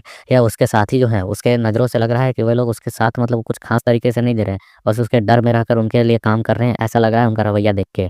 और फिर हम देखते हैं योंग कहता है कि मास्टर, और हम देखते हैं जैसे वो ऐसा करता है तो ये बंदा बहुत ही ज़्यादा हड़बड़ा जाता है, डर जाता है, क्या यहाँ पर ऑलरेडी इनके मास्टर आ चुके हैं? तो हम देखते हैं उसे इस तरीके से डरते हुए देख योंग हँसते हुए कहता है कि ऑलराइट, यहाँ सब कुछ ठीक है, तुम तो सिर्फ़ एल्डर के नाम को ही सुनकर तुम्हारी फट गई। हम देखते हैं यहाँ पर ये बंदा इस तरीके से इसे कहते हुए देख काफ़ी इरिटेट होता है और फिर यहाँ पर जो होता है वो कहता है कि अब तुम देखो, अब हम तुम्हें किस तरीके से इस प्लेस पर सबसे पहले ख़त्म करते हैं। हमारे मास्टर के आने से पहले तुम यहाँ पर मरे हुए मिलोगे, मैं और मेरा ब्रदर तुम्हें आसानी से सँभाल सकते हैं। तो हम देखते हैं यहाँ पर योंग कहता है कि आखिरकार ये बंदा तुम पर हमला क्यों कर रहा था? तो जो बताता है कि ये यहाँ पर जो इसका भाई है ना वह मारा जा चुका है, तो उसका जो ज़िम्मेवारी है ना वो मुझे लेने के लिए कह रहा है। बिना मतलब का मुझे यहाँ पर अपनी चालबाजियों में फँसाकर मारना चाहता है। तो ये सुनकर वो हैरान होते हुए कहता है योंग कि क्या या वो यहाँ पर बस इस तरीके की रणनीतियाँ मतलब चालें चल रहा है ताकि वह तुम्हें मार सके, लेकिन ऐसा क्यों? योंग कहता है कि सच तो मुझे भी पता नहीं है, लेकिन वह उसका भाई मरा तो उसका इसको एक ज़रा-सा अफ़सोस भी नहीं हुआ। और हम देखते हैं ये बंदा पागलों की तरह हँसते हुए कह रहा होता है कि कितना बेतुका है इन लोगों की बातें। और वो एकदम कहता है कि क्या तुम यहाँ पर मेरे अस्तित्व पर सवाल उठाने की हिम्मत कर रहे हो? मतलब मैं यहाँ पर हूँ और मुझको नज़रअंदाज करने की कोशिश कर रहे हो और इतना बिंदास होकर बात कर रहे हो? मुझे लगता है कि मुझे इन रेजिमेंट के बंदों से जल्द ही छुटकारा पा लेना चाहिए। और फिर हम देखते हैं वो गुस्से में अपनी ऑरा को रिलीज़ करता है और अपनी एनर्जी को चिल्लाते हुए कहता है कि आज मैं उनका यहाँ पर गला काट दूँगा। और हम देखते हैं उसके एनर्जी और उसके प्रेशर को फ़ील करके जो होता है वह कहता है कि इतनी शक्तिशाली प्रेज़ेंस आखिरकार मैं उसका किस तरीके से सामना करूँगा? तभी हम देखते हैं यहाँ पर योंग अचानक उसके आगे आ जाता है और कहता है हेलो, हेलो मेरी बात तो सुनो। तो उसे ऐसा इंटरप्ट करते हुए देख जो कहता है कि योंग आखिरकार तुम कर क्या रहे हो? तो यहाँ पर जो योंग होता है बोलता है कि मैं जो है ना उसके कैप को सँभालूँगा, तुम्हें उस पर जाकर सीधे उसके दिल पर अटैक कर उसे ख़त्म करना होगा। ये सुन वह यहाँ पर जो कहता है कि व्हाट आखिरकार तुम क्या मज़ाक कर रहे हो? तुम कह क्या रहे हो? तुम्हें मालूम भी है? और वो कहते रह जाता है योंग, योंग, बट हम देखते हैं योंग जो होता है बहुत तेज़ी से आगे की ओर निकल जाता है और वो उसके पीछे की ओर जाते हुए कह रहा था वेट मेरा इंतज़ार तो करो। और हम दूसरे ओर इस बंदे को देखते हैं जो अपने कैप को लेकर मारने के लिए तैयार होता है, कहता है कि कम ऑन चलो आ जाओ, हम इसे स्टार्ट करते हैं इस फाइट को। और हम देखते हैं वो बंदा अपने कैप से जैसे ही योंग को मारने की कोशिश करता है तो योंग अपने फुटवर्क टेक्निक का उपयोग करते हुए एकदम से घूम जाता है और उसके अटैक से बचता है। तो हम देखते हैं बंदा कहता है कि अच्छा इस तरीके से तो मैं तुम्हें इस ओर से मारूँगा। और हम देखते हैं वो जैसे अपने कैप से मारने के लिए योंग को बढ़ता है तो योंग उसके कैप को यहाँ पर रोकने की कोशिश करता है। तो ऐसे ही यह बंदा बहुत अजीब फ़ील करते हुए कहता है कि आखिरकार यहाँ पर चल क्या रहा है? मैंने यहाँ पर कोई भी आवाज़ क्यों नहीं सुना? क्या मेरा कैप इस बंदे से टकराया नहीं? और हम देखते हैं यहाँ पर जो योंग होता है, वह हँसते हुए अपने मन में कह रहा होता है कि जब तुम यहाँ पर किसी ऐसे बंदे से लड़ते हो जो जेई हैंड्स टेक्निक का इस्तेमाल करता है, तो तुम्हें इन्हीं परिस्थितियों का सामना करना पड़ेगा। और हम देखते हैं वो बंदा अपने पंच से फिर अटैक करने के लिए तैयार होते हुए कहता है कि आखिरकार तुम्हारे इतने हिम्मत, तो मैं सोच रहा हूँ कि तुम्हें क्यों ना अपने पंच के साथ ख़त्म किया जाए। और तभी वह यहाँ पर दूसरी ओर नोटिस करता है कि यहाँ पर जो जो होता है वो बहुत ही तेज़ी से जंप लगाकर इसे मारने के लिए तैयार हो चुका होता है, इसके हैंड पर अटैक कर रहा होता है। हम देखते हैं देखकर ये बंदा कहता है कि ओ कमीनों। और हम देखते हैं यहाँ पर जो जोंग होता है अपने मन में कहने लगता है कि मैं इसे बस एक और कुछ समय के लिए रोकना चाहता हूँ, जब तक यहाँ पर जो का अटैक इस पर लैंड ना हो जाए। वो अपने फुट को ज़मीन में गाड़ते हुए मतलब कि अपने फुटबॉल टेक्निक से बहुत ही कस के उस पे एनर्जी लगा रहा होता है ताकि वह हिले ना। और वो कहता है मुझे अपने पैरों को इस ज़मीन पर टिका कर रखना होगा। हम देखते हैं वो बंदा पूरी जान लगाकर अपनी कैप को छुड़ाने की कोशिश कर रहा होता है, लेकिन वह योंग के जेई टेक्निक की वजह से अपने कैप को उसके हैंड से छुड़ा नहीं पा रहा होता है। वह कहता है कि आखिरकार यह किस तरीके की अजीबो-गरीब ताकत है, मैं इसे संभाल नहीं पा रहा हूँ। और हम देखते हैं दूसरी ओर से जो इसे पर मारने के लिए तैयार हो रहा होता है, कह रहा होता है कि गुड जॉब योंग। और हम देखते हैं वो अपनी एक तलवार से उसके हैंड पर अटैक करता है, तो दूसरी तलवार से उसके दिल पर अटैक करने के लिए तैयार होता है। और ये बंदा चिल्लाते हुए कहता है कि यू बास्टर्ड्स। और वह फिर हम देखते हैं कि अपने कैप को छोड़ देता है ताकि वह दूसरे हैंड से अटैक कर सके। लेकिन वह जैसे कैप को छोड़ता है तो जो योंग होता है वो उस कैप को पकड़कर सीधे इसके गर्दन पर एक स्लैश अटैक चला देता है। और दूसरी ओर से हमें दिखाया जाता है यहाँ पर उस पर जैसे स्लैश पड़ा होता है तो वह गर्दन उसकी कट जाती है, उसके खून निकलने लगती है, तो वह अपने गर्दन को किसी तरीके से संभालता है। तब तक जो होता है वो अपनी दूसरी तलवार को लेकर तैयार होता है और वह कहता है कि अब तुम मर जाओ। और हम देखते हैं वो अपनी तलवार से उसके छाती के आर-पार कर देता है। और फिर हमें दिखाया जाता है वहाँ पर कुछ बंदों की चिल्लाते हुए आवाज़ आती है कि तुम कमबख्त, तुम कमीने, आखिरकार तुम्हारी हिम्मत कैसे हुई हमारे साथ ऐसा व्यवहार करने की। और हम देखते हैं वो सभी बंदे, इसी ग्रुप के बंदे इसी को यहाँ पर कूट रहे होते हैं और मार रहे होते हैं। और ये दोनों वहाँ से जाते हुए कह रहे होते हैं चलो आखिरकार यह काम तो निपट गया। और यहाँ पर जो कहता है कि योंग आखिरकार तुमने वो सब कुछ कैसे किया? तो योंग कहता है कि क्या? उसके बारे में, झगड़े के बारे में? चलो ना हम बाद में बात करेंगे। तो यहाँ पर वो कहता है कि नहीं, मैं उसके बारे में बात नहीं कर रहा हूँ। मेरा मतलब है कि तुमने जो फुटवर्क टेक्निक इस्तेमाल की वह जुंग चुनवई फुटवर्क टेक्निक था। तुमने उसे कैसे यहाँ पर इस्तेमाल किया? एक पैर से कूदने वाला। तो ये सुनकर वो कहता है क्या यह सीनियर ने तो मुझे सिखाया था, तुम्हें यह नहीं मालूम है? यह तो सीनियर इसका इस्तेमाल करते हैं तो उसे मैं भी करता हूँ। तो ये सुनकर कहता है अच्छा ऐसा है, तो तुम्हारे मास्टर ने तुम्हें वो चीज़ सिखा भी दी है। और मैं इधर सोच रहा हूँ कि मैं कब जाकर सेज बनूँगा तो इन तरह के फुटवर्क टेक्निक को बहुत ही अच्छी तरीके से इस्तेमाल कर पाऊँगा। बिना उसे मतलब टेस्ट को दिए हुए उस सेज लेवल पर पहुँचे, इस तरीके के फुटवर्क टेक्निक को इस्तेमाल करना सचमुच में कमाल की है।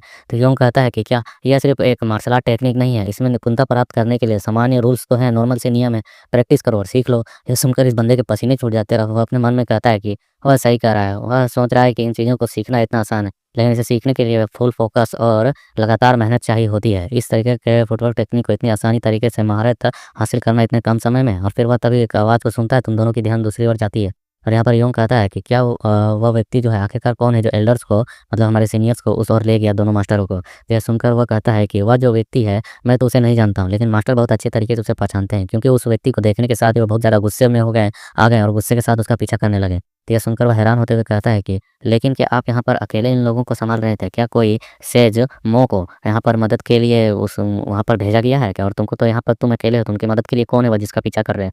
तो ये सुनकर कहता है कि आखिरकार उन्हें कौन मिलेगा? कोई नहीं। वो तो अकेले उस पर गए हैं उस तरीके से हमला करने के लिए, तो इसका मतलब है उसे संभाल सकते होंगे, तभी तो उसके पीछे गए हैं ना। और तुम्हारे मास्टर का क्या? वो कहाँ है? तो सुनकर वो कहता है कि क्या वे भी तो उसी ओर चले गए। और फिर वह यहाँ पर एक तरीके की चीज़ों की बात करते हैं, जहाँ पर वे कहते हैं कि जब हम वाइज़ बनेंगे, मतलब कि सेज बनने से पहले कुछ वाइज़ टेस्ट होता है, उनको देंगे। तो उसके बाद हम 3 टुकड़ियों में यहाँ पर इस टेस्ट को देंगे और 3 तरह की चीज़ों को सीखेंगे। एक आयन 10 और एक गयोरम, मतलब कुछ टेक्निक्स हैं जिनको यहाँ पर कहा जाता है 3 भागों में बाँटा गया है।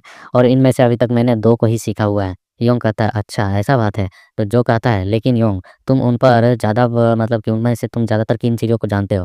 तो योंग कहता है क्या मैं कहूँ तो ज़्यादा कुछ नहीं। तो जो कहता है कि वैसे डेन ने आपको कितनी चीज़ों को सिखाया है और आप हमेशा सावधान और सतर्क रहना उनसे। ये सुनकर वह कहता है अरे यार तुम चिंता मत करो, मैं यहाँ पर अपने सभी चीज़ों को सीखने में मास्टरी हासिल कर ली है। मतलब कि मैं बहुत अच्छे तरीके से तैयार हूँ और मैं अब वाइज़ टेस्ट को देने के लिए भी तैयार हूँ। ये सुनकर वह कहता है क्या तुम यहाँ पर वाइज़ टेस्ट को देना चाहते हो? तो ये सुनकर वह कहता है हाँ, तो इसमें क्या दिक्कत है? मैं उन्हें चुनौती दूँगा, मतलब उन टेस्ट को पास करूँगा। तो ये सुनकर वह कहता है यह कैसे संभव हो सकता है? परीक्षा देने से पहले तुमको यहाँ पर 3 टेक्निक को आना चाहिए, जिनमें से एक योंग तो जानता ही है पहले से, एक जेई टेक्निक और एक फुटवर्क टेक्निक और एक इविल पैलेस गेट टेक्निक, जिसमें वह अपनी एनर्जी को इकट्ठा करके दूसरे बंदे पर रिलीज़ करता है। और इन चीज़ों को सुनने के बाद वह कहता है कि क्या ये सब कुछ तो मुझे आता है? तो ये सुनकर वह और भी हैरान हो जाता है जो। और फिर यहाँ पर वह योंग उसे याद कराते हुए बताता है कि जब वह बंदा तुम पर पंच करने वाला था तो उस वक़्त मैंने तो इविल पैलेस गेट टेक्निक का इस्तेमाल करते हुए तो मैंने उस बंदे के निशान को, मतलब निशाने को चुकवा दिया था, तुम्हारे ऊपर से हटवा दिया। यह सुनकर यहाँ पर जो कहता है क्या तुम बकवास कर रहे हो? मुझसे यहाँ पर इस तरीके से मज़ाक मत करो। अगर वह बंदा यहाँ पर अपने से उस वार को नहीं चुका होता तो मेरा बहुत बुरा हाल होता। और तुम कह रहे हो तुमने उस टेक्निक का इस्तेमाल किया, आखिरकार कैसे? और वह बहुत ज़्यादा दाँत पीसते हुए सोचता रहता है कि आखिरकार क्या इसने सचमुच में वो किया और वो इन टेक्निक्स को सीख चुका है, इनमें मास्टरी हासिल कर चुका है। फिर वह कहता है कि खैर जाने दो, मुझ पर इस पर विश्वास करने की आवश्यकता नहीं है। मैं अपने जीवन मतलब अपने तरीके से अपनी चीज़ों को करूँगा और सीखूँगा। और फिर लेकिन वो थोड़ा-सा उदास होते हुए अपने मन में कह रहा होता है कि लेकिन जो कुछ भी हो, यह केवल यहाँ पर 4 महीने से ही ट्रेनिंग ले रहा है मास्टर से, इसके मास्टर डेन से, और इसके बावजूद इसने यहाँ पर इविल पैलेस गेट टेक्निक को भी सीख लिया है, जिसे यहाँ पर पर्सनली तौर पर मैंने अभी तक देखा भी नहीं है, मतलब उन पर मास्टरी तो करने की अलग बात है। और फिर यहाँ पर वह जो योंग की ओर देखते हुए अपने मन में कहता है, यही कारण है कि मैं यहाँ पर इससे थोड़ा-सा जेलस करता हूँ। मेरी आँखों के सामने कई सारे लोग नष्ट हुए हैं और कई लोगों को देखकर मुझे गुस्सा भी आता है, लेकिन मुझे ये स्वीकार करना होगा कि यह मुझसे ज़्यादा टैलेंटेड है। और वह चिल्लाते हुए फिर ऊपर की ओर देखते हुए कहता है कि थोड़े दिनों की बात है, उसके बाद योंग मैं तुम तक आखिरकार पहुँच ही जाऊँगा। और फिर वह उसकी ओर देखकर कहता है कि मेरा इंतज़ार करना, मैं तुम्हारे लेवल पर पहुँच कर रहूँगा, पीक पर पहुँच कर रहूँगा। तो ये सुनकर योंग उसकी ओर हैंड बढ़ाते हुए कहता है कि हाँ, क्यों नहीं? मुझे तो तुम्हारा इंतज़ार रहेगा। और वे दोनों एक-दूसरे के साथ मिलकर हैंडशेक करते हैं। उसके बाद डेन को देखते हैं जो सेज मुँह से कह रहे होते हैं कि देखिए आगे की ओर, तो सेज मुँह कह रहे होते हैं कि क्या वहाँ पे कुछ या कुछ हो रहा है? तो यहाँ पर डेन कहता है कि मुझे लगता है कि उन बंदों ने वहाँ पर कुछ तो कांड करके रखा हुआ है। और यह कहकर वो अपने फुटवर्क टेक्निक का इस्तेमाल करते हुए बहुत तेज़ी से आगे की ओर निकल जाता है और उसे इस तरीके से आगे बढ़ते हुए देख मोह कह रहा होता है कि इस बस्टर्ड की जितनी उपलब्धियाँ हैं, जितना इसके पास पावर है, ये लगातार इसके अंदर से बढ़ती जा रही है। यह एक माँ का ऐसा बंदा है, जो जल्द ही सेज लेवल से ब्रेक थ्रू करके अगले स्टेज गयूरिन पर पहुँचने वाला है, जो सेज को ट्रेनिंग करवाते हैं। और वह कह रहा होता है अपने ही मन में कि तुम अकेले ऐसे बंदे हो जो इन चीज़ों को इतनी जल्दी हासिल करने वाले हो। और फिर हम देखते हैं यहाँ पर डेन तो इन दोनों बंदों के सामने पहुँच चुका होता है। वह कह रहा होता है आखिरकार यहाँ पे हो क्या रहा है? और हम देखते हैं कि वे लोग उस बने हुए बंदे को और देखते हैं। तब तक इधर योंग कहता है कि सीनियर आप लोग जो काम करने के लिए गए थे क्या हुआ वो हो गया? तो हम देखते हैं कि उसे क्वेश्चन करते हुए देख डेन घूर कर देखते हुए कहता है कि चुप रहो और मेरे सवालों का जवाब दो पहले। और हम देखते हैं उसे इतना गुस्सा दिखाते हुए देख जो होता है वह डरते हुए कह रहा होता है अपने मन में कि इस आदमी के पास ऐसी ताकत की ऑरा क्यों है जिसे देखकर सबको घबराहट महसूस हो। बट हम इधर देखते हैं योंग को जो कि चिल मोड में उससे रिप्लाई देते हुए कहता है कि सीनियर जब मुझसे आप अलग हो गए थे उसके बाद मैं जब यहाँ पर पहुँचा तो ये कमीने यहाँ पर अपनी रणनीतियों को मिलाकर इसी पर हमला कर इसे मारने की कोशिश कर रहे थे। और इधर जो उसे मतलब बिना हेजिटेट किए रिप्लाई देते हुए डेन को इस तरीके से देखकर अपने मन में करा होता है कि भाई तू किस आदमी के सामने बेवकूफ़ होकर बातें कर रहा है? इसकी ताकतों के बारे में भी जानता है, इसने कितने क्षेत्र में कितने कांड कर रखे हैं? और हम देखते हैं इधर डेन कहता है कि क्या आप लोगों ने इस बंदे को मारा है तो इस पर बाउंटी रखी हुई है पैसे से? हम देखते हैं यहाँ पर या जो छोटा एल्डर मोह होता है वो कह रहा होता है इसका नाम बामचीन है और इसके साथ यहाँ पर जो कांड हुआ है और जहाँ तक मैं जानता हूँ इस पर बाउंटी तो है। तो हम देखते हैं सुनकर डेन कहता है कि क्या तुम इसे सचमुच में जानते हो? तो वो कहता है कि हाँ, यह एक ऐसा बंदा है जो पैसे लेकर लोगों को मारने का काम किया करता है। तो फिर हम देखते हैं ये दोनों इधर खामोश होते हैं और उसके बाद फिर वो कहता है कि तुम दोनों में से किसने ये कांड किया, किसने इसे मारा? तो यहाँ पर जो जो होता है वो बोलता है कि हाँ, उसे तो हम दोनों ने एक-दूसरे की मदद से मारा है। और योंग उसके सामने आते हुए कह रहा होता है मैंने उसकी टोपी सँभाली और जो जो था उसने उसकी छाती के आर-पार कर दिया। तो वो कहता है क्या? मैं जानता हूँ कि इस बंदे का हथियार एक लोहे की टोपी थी, लेकिन उसे सँभालना और फिर वह दूसरी ओर देखता है तो यहाँ पर डेन कह रहा होता है कि मैंने इस बंदे को अपने तौर पर हैंडल करना चाहा है क्योंकि इसे मतलब कि थोड़ा दे दूँगा, इसका बाउंटी ले लूँगा तो खर्चा निकल जाएगा महीने का। और जो योंग है ना उसे कम मत आँको क्योंकि वह अगले महीने वाइज़ टेस्ट को देने वाला है। यह सुनकर वो हैरान हो जाता है, कहता है कि क्या तुमने क्या कहा? जब हम पिछली बार मिले थे तो उसे कुछ ही महीने हुए हैं और तुम कह रहे हो कि वह बंदा भी टेस्ट देने वाला है। तो यहाँ पर डेन कहता है कि हाँ, क्योंकि मैंने उसको जितना टेस्ट लेना था देख लिया, वह उसके पास वह कैपेसिटी है। तो यह सुनकर ये कहता है कि क्या तुम मज़ाक कर रहे हो? क्या उसने अभी तक टेक्निक्स में महारत हासिल की है? क्या उसने इविल पैलेस गेट टेक्निक को भी सीख लिया है? तो डेन कहता है हाँ, उसने यहाँ पर तीनों टेक्निक्स में महारत हासिल कर ली है। और यह सुनकर तो वो काफ़ी हैरान होता है और वह सीधे योंग की ओर देख रहा होता है। उसके बाद हम देखते हैं पीछे से जो भी कहता है कि मैं भी जल्द उस तक पहुँच जाऊँगा सीनियर, मतलब उसे हटिया लूँगा ताकि मैं भी टेस्ट दे सकूँ। और हम देखते हैं इसका सीनियर मोह जो होता है वो बस दाँत पीसते रहता है और कहता है कि जो डेन है इसका उत्तराधिकारी है वह कमीना काफ़ी ज़्यादा टैलेंटेड लगता है। फिर हम देखते हैं इधर से जो डेन होता है वो अपने पास एक चीटा निकालता है देते हुए कहता है कि सीनियर इसे देखें, यह नोट मुझे इस बंदे के पास से मिला है। और हम देखते हैं उस जो मोह होता है वह उस नोट को पढ़ते हुए कह रहा होता है कि इस नोट में लिखा हुआ है और उसमें सारी जानकारियाँ दिया हुआ है। जैसे उन्हें पहले से पता था कि हम यहाँ पर अपने सक्सेसर्स को लेकर ट्रेनिंग करवाने के लिए लाएँगे। उस वक़्त वह हमें लुभाने के लिए उस बंदे का इस्तेमाल करेंगे जिसका हम पीछा करने के लिए गए हुए थे। तब वे लोग इस समय का मौका पाके वे हमारे उत्तराधिकारियों को मार सकें। हम देखते हैं सुनकर डैन कहता है कि इससे लगता है कि जैसे वे लोग किसी और चीज़ की तैयारी में लगे हुए हैं। हम देखते हैं वो गुस्से में उस चिट्ठी को दबाते हुए कह रहा होता है, डैम ये बहुत ही ज़्यादा उकसाने वाला काम किया है हम लोगों ने। ना जाने वो कमीने क्या सोच रहे हैं। और फिर इधर डैन कहता है कि जिन 4 लोगों ने हमें फुसलाया, मतलब कि हमें इधर बुलवाया कि हाँ, ये काम है, और साथ में वह बंदा जो हमें दिखा जिसका हम पीछा करने के लिए गए, ये सारा कुछ एक रचा हुआ चाल था। फिर वह खामोशी से अपने मन में कह रहा होता है कि जिस आदमी ने यह कहानी बनाई है वह हमारे बारे में काफ़ी अच्छे तरीके से जानता है और वह कहता है कि क्या यह सब कुछ एक उनके द्वारा रचा हुआ ऐसा चाल था और सीनियर को भी इसमें फंसाया गया। तो इसका मतलब है कि सीनियर उस बंदे का पीछा ज़रूर ही कर रहे होंगे, क्योंकि जहाँ तक मैं उन्हें जानता हूँ वह किसी काम को लेते हैं तो पूरी जानकारी उसकी तह तक निकालते हैं। उसके बाद हम देखते हैं इस एक बूढ़े को जो छुपकर कहीं की ओर देखते हुए खड़ा होता है, क्या वह अभी हमें भी ढूंढ रहा है? नहीं ना। तो हम देखते हैं उसके बगल में एक लड़की होती है जो कर रही होती है। वह केवल 2 सेज थे जिन्हें नहीं पता होगा कि हमारे साथ 4 कैदी मौजूद हैं जिन्हें मौत की सज़ा मिली हुई है, तो वे लोग ज़्यादा देर तक हमारी पीछा नहीं करेंगे। मुझे खेद है लॉर्ड इस गलती के लिए। तो हम देखते हैं आपको डांसते हुए कहता है कि सब कुछ ठीक है रहना, वैसे भी मुझे इसी चीज़ की उम्मीद नहीं थी। हम देखते हैं सुंदर और लड़की हैरान होती है, कहती है तुम्हें उम्मीद नहीं थी? आखिरकार इसका क्या मतलब है? तो बूढ़ा पलटकर कहता है कि 5 साल पहले जो यहाँ पर हुआ था उसके बारे में तुम्हें मालूम नहीं है, जो नरसंहार किया गया था एक व्यक्ति के नेतृत्व में, बेशक मुझे इस चीज़ की उम्मीद थी। तो यह सुनकर वह लड़की कहती है कि मुझे आश्चर्य है कि आपने केवल 4 लोगों को ही मृत्यु दंड देने वाले बंदों को क्यों बचाया, क्यों नहीं निकाला? तो हम देखते हैं सुनकर वह उसके बगल से गुजरते हुए कहता है कि मैं जानना चाहता हूँ कि जब 2 सेज एक साथ होते हैं तो वह कितने स्ट्रॉन्ग हो जाते हैं। तो ये सुनकर लड़की कहती है कि हम तो और अधिक लोगों को इकट्ठा करके उन्हें मार भी डाल सकते थे ना, तो जाने क्यों दिया? तो हम देखते हैं कि यह सुनकर बुड्ढा कहता है कि तुम सचमुच में जो पहले के शासनकाल है उसके बारे में कुछ भी नहीं जानती हो। तो ये सुनकर कहती है कि कृपया मुझे बताएं क्या कुछ ऐसा है जो मैं नहीं जानती हूँ? तो वह बंदा कहता है कि यदि तुम्हें मालूम होता कि जब सेज होते हैं तो उनसे लड़ना कैसा होता है और सेज की जगह जब गयूरिम्स आ जाते हैं, प्रकट हो जाते हैं, तो तुम्हें क्या करना चाहिए? यह एक पुरानी कहावत है कि जब तुम्हें गयूरिम दिखे वह प्रकट हो जाए तो इसका मतलब है कि तुम्हें जल्द से जल्द वहाँ से निकल लेना चाहिए, भाग जाना चाहिए। और वह उस लड़की की ओर देखते हुए अपने मन में कहता है कि मैं देख सकता हूँ कि तुम्हें केवल जो यहाँ पर रणनीतियाँ हैं वह दस्तावेज़ों में पढ़कर सीखी है, कुछ एक्सपीरियंस नहीं है। वो लड़की कहती है तो मैं एक अनुरोध करना चाहूँगी, और वह कहती है हम सीरियस होते हुए कि जब गयूरिम प्रकट हो तो मैं उससे लड़ सकूँ। तो यह सुनकर बूढ़ा हंसने लगकर कहता है कि ओए रेन, आखिरकार तुम सोच क्या रही हो? क्या तुम्हें जो सेज जिन्हें हकरीम भी कहते हैं, तो जो सेज है वह और कयूरीम्स में कोई डिफरेंस नहीं नज़र आता है? या तुम्हें लग रहा है वो उतने कमज़ोर होते हैं? मेरे जैसे कई बुड्ढे भी जमा हो ना, तो उस समय भी हम इकट्ठे होकर उसके साथ मुकाबला नहीं कर सकते हैं। उस समय भी हमें भागने की उम्मीद रखनी चाहिए। यह सुनकर लड़की उसके सामने टेक डाउन हो जाती है और कहती है कि मुझे माफ़ करना लॉर्ड, शायद मैं कुछ ज़्यादा बोल गई। फिर हम देखते हैं बुड्ढा कह रहा होता है ठीक है, चलो पहले कुछ पीते हैं, उसके बाद आगे बढ़ने की यहाँ की योजना बनाते हैं। और वो लड़की कहती है कि हमारे पास अभी भी 4 मौतों की सज़ा पाने वाले कैदी बचे हैं। यह सब फिर से होने वाला है लगता है। तभी हम देखते हैं अचानक इन सभी तक एक आवाज़ आती है कि हा आई फाउंड इट, आखिरकार मैंने इन्हें ढूँढ लिया। तभी यह सुनने के साथ वो लड़की अपने पास से नाइफ को निकालती है और अटैकिंग मोड पर आ जाती है। वो बुड्ढा काफ़ी हैरान होता है, लड़की कह रही है ये कौन है, सामने आओ। और हम देखते हैं इधर डैन के सीनियर जो कि यहाँ पर एक गयूरीम है और यह कह रहे होते हैं कि आखिरकार यहाँ पे हो क्या रहा है। और हम देखते हैं यहाँ पर वो बुड्ढा जिसको देखकर पसीने-पसीने आ जाता है, कहता है कि मृत्यु दंड के पाए सभी कैदी वाइस लॉर्ड रेन के साथ भाग जाएँ। और हम देखते हैं यहाँ पर ये सुनकर लड़की कहती है कि लॉर्ड आखिरकार आप क्या कर रहे हो? वो बंदा चिल्लाते हुए कहता है कि उस पर हमला करो। और हम देखते हैं यहाँ पर सभी जो बंदे होते हैं वो उस पर हमला करने लगते हैं सीधे गयूरीम की ओर। और ये बुड्ढा जो होता है अकेला वहाँ पर वो जो चोटी पर खड़ा होता है वहाँ से जंप लगा देता है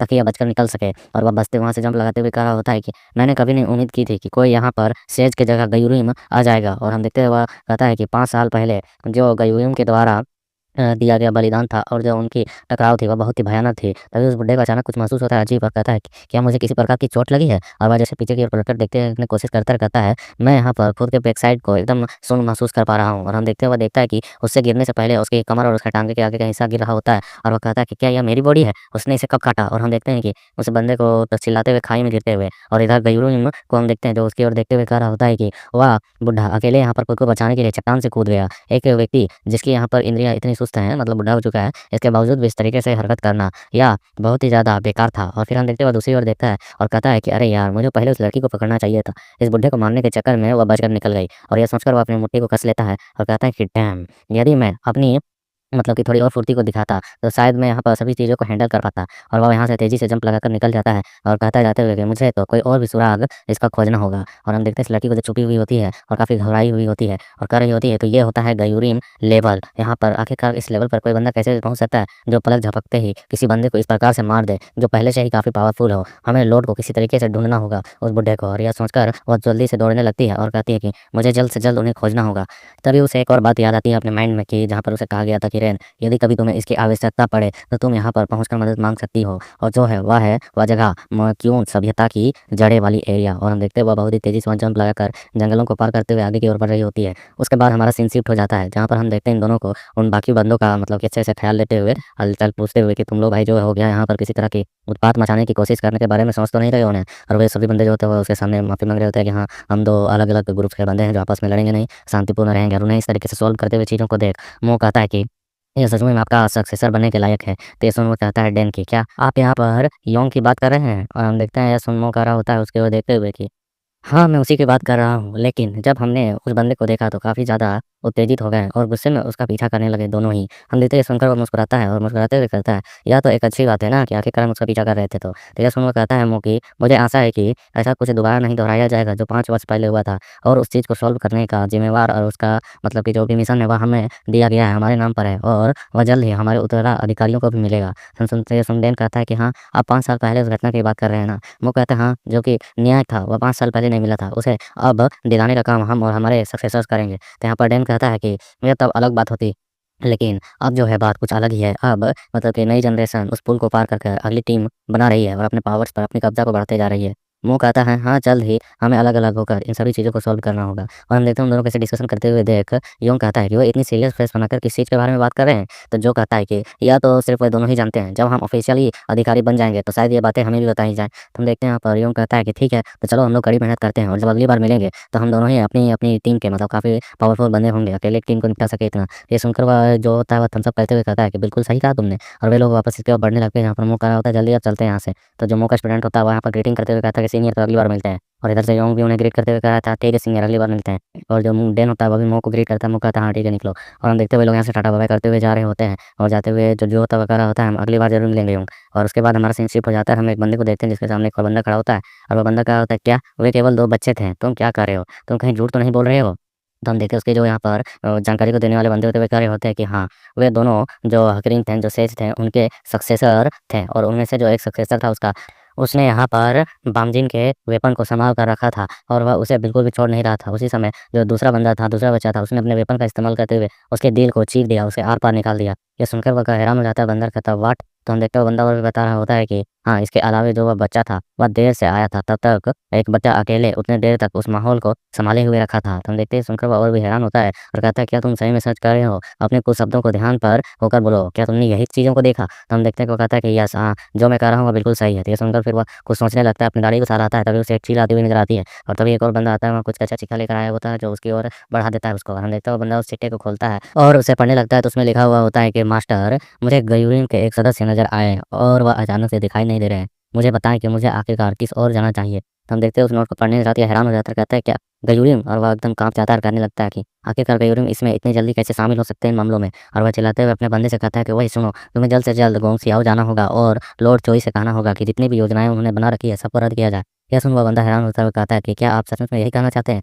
तो हम देखते हैं वो बंदा कह रहा होता है कि हाँ, क्योंकि यहाँ पे गयूरिन लॉर्ड है और अन्य लोगों के साथ जो सहायता के लिए लगभग काम किया जा रहा था, वह बेकार होने वाला है। आपको किसी का इंतज़ार नहीं करना है, जल्दी जाओ। तो हम देखते हैं वो उन बंदों को भेज देता है, तो कह रहे होते हैं हाँ और वो कहता है जाते हुए उन लोगों को देखकर कि आप में से कुछ लोग वहाँ चले जाएँ, जहाँ पर मतलब कि बातें सुनी जाएँ और क्या-क्या चीज़ें चल रही हैं, उनकी जानकारियाँ निकाली जा सके। बाकी सभी लोग बिखर जाओ और चारों ओर राउंड लगाओ और सारी जानकारियाँ लेकर आओ कि कहाँ पर किस ओर क्या चल रहा है। फिर उन्हें भेजने के बाद यह बंदा अपने मन में कहने लगता है कि प्रक्रिया बहुत ही ज़बरदस्त है। मुझे लगता है कि मैंने ज़िंदगी के 5 साल यूँ ही कहीं गँवा तो नहीं दिए। आखिरकार मैं इन योजनाओं को, इन रणनीतियों को इतने समय से बना रहा था और अब ये उलझने लगी हैं। सचमुच में ज़िंदगी बहुत ही ज़्यादा अजीब है। इसलिए मैंने 15 लोगों को निगरानी के लिए भी रखा ताकि कुछ गड़बड़ी ना हो। ईमानदारी से कहूँ तो मेरी चिंता केवल एक ही चीज़ है और वह है गयूरीम, जो हमारे खिलाफ हैं।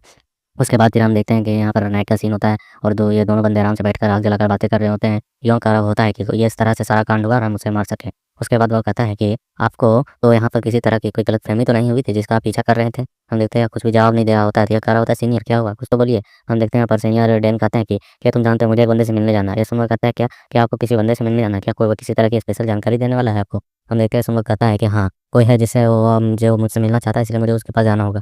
ये सुन कहता है कि क्या सच में आप इतनी जल्दी जाएँगे? वहाँ आवाज़ आती है हाँ, तुम आराम से सो जाओ और मैं यहाँ पर बाद में चला जाऊँगा। तो हम देखते हैं कहता है कि व्हाट? और वो खड़े होकर चिल्लाने लगता है, कहने लगता है आप इतने समय तक बाहर रहे, मेरा साथ छोड़ दिया और अब अचानक से फिर जाने की बात कर रहे हैं। कम से कम मुझे यहाँ पर मेरे साथ तो रुको तो और वहाँ जहाँ पे मुझे लेकर जाओ। और हम देखते हैं वो कहता है कि बहुत देर हो चुकी है, चुपचाप सो जाओ। और हम देखते हैं वो उसे इस तरीके से डाँट कर सोने के लिए कह रहा होता है, तो बहुत ही अजीब महसूस करता है वो, मतलब कि इससे थोड़ा-सा नाराज़ होकर लेट जाता है और कहता है कि ठीक है सीनियर। और हम देखते हैं इसको इस तरीके से नाटक करते हुए देख सीनियर डैन भी मुस्कुराते हैं और अपने मन में कहते हैं कि बच्चे, तुम्हें मालूम नहीं है कि तुम जो इस तरीके के कांड किए जा रहे हो लगातार, उससे मैं कितना खुश हूँ। मेरी मुस्कुराहट रुकने का नाम नहीं ले रही है और बाकी बंदों की शक्ल देखने का जब वो तुम्हें पीक पर पहुँचते हुए देखेंगे। फिर हम देखते हैं ये लोग रात में इसी तरीके से कुछ देर सोते हैं, तो यहाँ पर जो लोंगोता से नींद नहीं आ रही होती, वह जगता है, तो यहाँ पर उसे जगे हुए देख डैन की आवाज़ आती है, क्या तुम्हारे पास केवल एक ही पैर है, जो इस तरीके से सो रहे हो? तो हम देखते हुए जगकर फिर से देखते हुए कहता है घबराते हुए कि सर क्या आप अभी तक नहीं गए हैं और जंगल में क्या आप बैठे-बैठे सोते हैं? आखिरकार आपका क्या सोने के पीछे भी कोई टेक्निक है? हम देखते हुए सुनकर इसकी ओर देखता है, कहता है उफ़! ये कितना सवाल पूछता है और यहाँ पर ये पूछा जा रहा होता है कि ओह! क्या मेरा अनुमान सचमुच में सही है? या किस तरीके की टेक्निक है सीनियर जो आप इस तरीके से बैठे-बैठे सीख सकते हैं मतलब जो आप इस तरीके से बैठे-बैठे सोच सकते हैं और इन चीज़ों को सीख सकते हैं?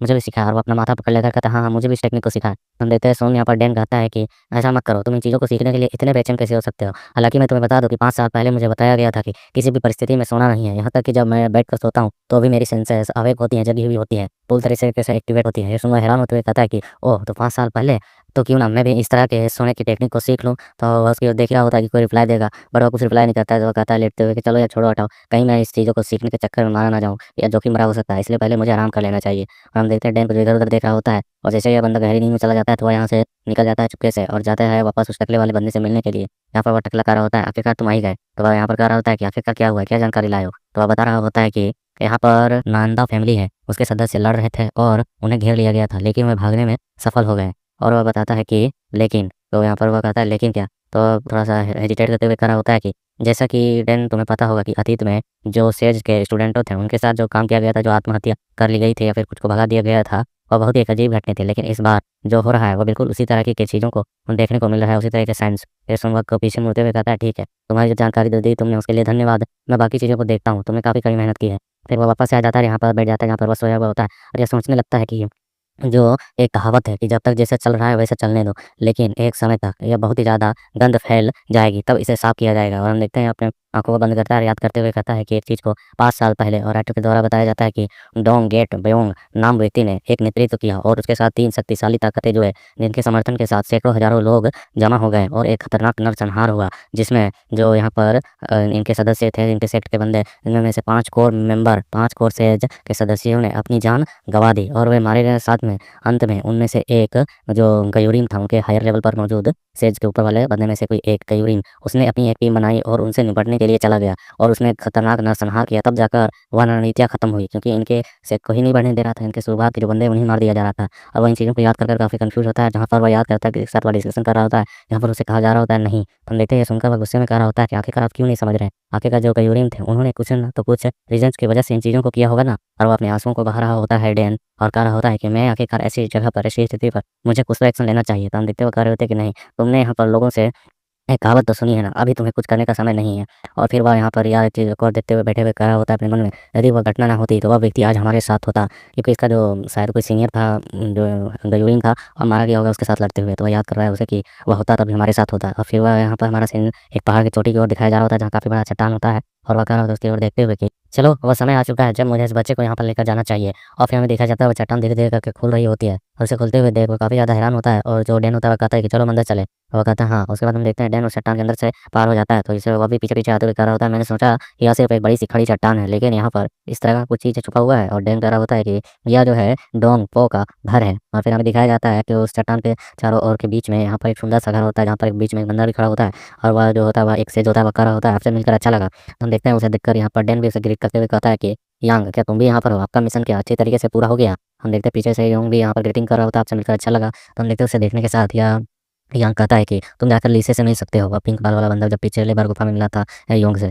और वह कह रहा होता है कि मुझे डैन से कुछ बातें करनी है, तो कुछ सेकंड के लिए हम एक साथ जाएँगे। तो हम देखते हैं यहाँ पर जो डैन होता है वह कहता है उसे कि लगता है तुम्हें कुछ जाकर लीसे से बातें करनी चाहिए, तब तक तुम यहाँ पर जाकर उस घर में इंतज़ार करना, पवेलियन वाले मतलब यहाँ पर जो घर बना हुआ है उसमें, मैं वहाँ पर तुमसे मिलूँगा। तो वह कहता है कि हाँ सीनियर। उसके बाद हम देखते हैं वह इधर-उधर घूम रहा होता है, यहाँ पर लीसे को खोज रहा होता है। वह कह रहा होता है यह बहुत ही बड़ी चट्टान वाली एरिया है यार, इसके बीच में ऐसी जगह का होना। और वह तभी अपने सामने एक बंदे को देखता है, कहता है क्या ये लीसे है? और फिर वह उसकी ओर हैंड करते हुए कहता है कि हे मैं यहाँ पर हूँ योंग, हम एक दूसरे से पहले मिल चुके हैं, है ना? तो हम देखते हैं जैसे वो बंदा पलटता है तो एलिसे नहीं होता है, वो उसे देखकर बहुत ही ज़्यादा अजीब तरीके से घूर रहा होता है। उसे इतनी डरावनी तरीके से देखते हुए देख जो योंग होता है वो काफ़ी ज़्यादा घबरा जाता है, कहता है कि ओह! यह तुम नहीं हो, मुझे माफ़ करना, मुझे माफ़ करना। और वो उससे माफ़ी माँगने लगता है। तो हम देखते हैं उसे इस तरीके से मतलब आवाज़ करते हुए देख वो कहता है कि आखिरकार तुम हो कौन? तो वह घबराते हुए बता रहा होता है कि मैं यहाँ पर से जर्डेन के साथ आया हुआ हूँ। तो अच्छा वो कहता है कि उसने तुम्हें लाया? वो कहता है कि हाँ, मुझे समझ में नहीं आ रहा था कि मैं क्या करूँ? पहली बार मैं यहाँ पर आया हूँ। सीनियर ने मुझे पवेलियन में जाकर इंतज़ार करने के लिए कहा है। तो हम देखते हैं वह ज़ोर से वो बंदा जो होता है, ज़ोर से चिल्लाता है डेन का नाम और हम देखते हैं वह जैसे ही चिल्लाता है, तो वहाँ पर तुरंत डेन हाज़िर हो जाता है, कहता है कि डेन आपको ग्रीट करता है, आपको ग्रीट करता है। तो हम देखते हैं उसे ग्रीट करते हुए देखने के बाद वह यहाँ पर योंग की ओर इशारा करता है, कहता है कि हाँ, ये मेरे साथ आया हुआ है। तो हम देखते हैं यहाँ पर वो बंदा बोल रहा होता है, डेन तुमने अपने सक्सेसर को क्या किसी भी तरीके के यहाँ के रूल्स नहीं समझाए हैं? कुछ भी रूल्स नहीं बताए हैं? ये सुन वह कह रहा होता है कि मुझे माफ़ करें, मैंने इस चीज़ का ध्यान नहीं दे पाया उतना, या मेरी गलती है। क्योंकि मुझे उसे सिखाने को उतना समय नहीं मिला। तो हम देखते हैं सुनकर कहता है कि सदस्य को यहाँ पर लाने से पहले तुम्हें इस झरने पर यहाँ पर जिस तरीके से लोग ध्यान में बैठे हुए रहते हैं, उन सभी चीज़ों के बारे में उसे बताना चाहिए और साथ में यह भी बताना चाहिए कि यहाँ पर अगर किसी तरीके की लापरवाही वाली कार्रवाई की जाती है तो उसे कम से कम 10 साल की सज़ा मिल सकती है। हम देखते हैं सुनकर ये काफ़ी ज़्यादा उदास हो जाता है, कहता है अरे नहीं, और हम देखते हैं वह उस पर गुस्सा करते हुए कह रहा होता है कि हे भगवान! क्या तुम्हें अपने सीनियर से बात करने की तमीज़ नहीं है? तुम्हें कम से कम गायरों की तरह माफ़ी तो नहीं माँगनी चाहिए। और हम देखते हैं वह भी उसे सुना रहा होता है, मतलब खरी-खोटी उसको पूरा रहा होता है और वह कह रहा होता है कि आप वह व्यक्ति नहीं है जो अपनी गलतियों को ध्यान में रखेंगे, बल्कि आप वह व्यक्ति है कि जिसे गलतियाँ नहीं करनी चाहिए।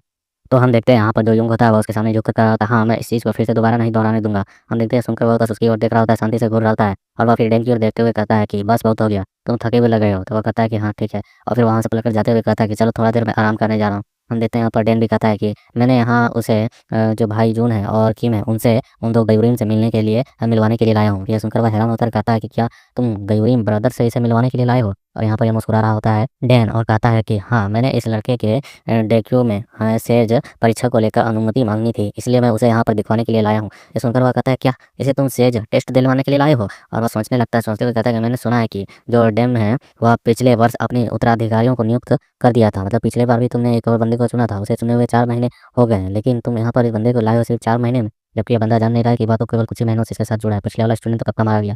और ये कहता है कि क्या इसके पास इतनी योग्यताएँ हैं? तो हम देखते हैं यहाँ पर वह कहता है डैन कि हाँ, ये इसका उत्तर साफ-साफ हाँ है, क्योंकि उसने यहाँ पर सभी उन प्रारंभिक चीज़ों को सीख लिया है जिसे सीखने की आवश्यकता है। ये सुन वह और भी ज़्यादा हैरान हो जाता है, कहता है क्या इस बच्चे ने, यह तो काफ़ी छोटा है, सिर्फ़ 4 महीने में हकरीम की मतलब कि सेज की परीक्षा देना। उसके बाद वह थोड़ा हेजिटेट करता है, फिर उसकी ओर घूर कर देखते हुए कह रहा होता है अपने मन में कि रुको, क्या वह यहाँ पर गयूरुइन को इस बच्चे की क्षमता के बारे में मुझसे पहले पता चल गया जो उसे यहाँ पर खुद के साथ मिलवाने के लिए बुलवाया होगा। और यहाँ पर हम देखते हैं डैन कह रहा होता है कि अब हमें यहाँ पर से जाना चाह रहूँगा गयूरीन से मिलने के लिए, तो कृपया करके मुझे इजाज़त दें, क्या मैं आपसे बाद में आकर मिल सकता हूँ? हम देखते हैं सुनकर वह जो बंदा होता है पलट कर जाते हुए कहता है हाँ, हाँ, ठीक है, जाओ। और वह अपने मन में कह रहा होता है खैर मुझे तो यह जानना ही होगा कि आप बहुत तेज़ तर्रार हैं, इसलिए आप पहले से ही सारी चीज़ों को सोच कर रखते हैं। उसके बाद हम देखते हैं यहाँ पर डैन उसके ऊपर कंधे पर हाथ रखते हुए कहता है कि चलो चलते हैं, और वह यहाँ से मुस्कुराते हुए जा रहा होता है। और यहाँ पर वह याद करता है कि किसी उत्तराधिकारी के लिए जी मतलब इतनी जल्दी सेज परीक्षा देना सचमुच में काफ़ी ज़्यादा हैरान वाली बात है, और ये भी कि उससे पहले 2 गयूरीन्स मिलना चाहें, यह कोई मामूली बात नहीं है। और इस तरीके की मुस्कुराहट देते हुए वहाँ से चला जाता है। उसके बाद फिर हमारा सीन उस जगह पर आता है पवेलियन पर, जहाँ पर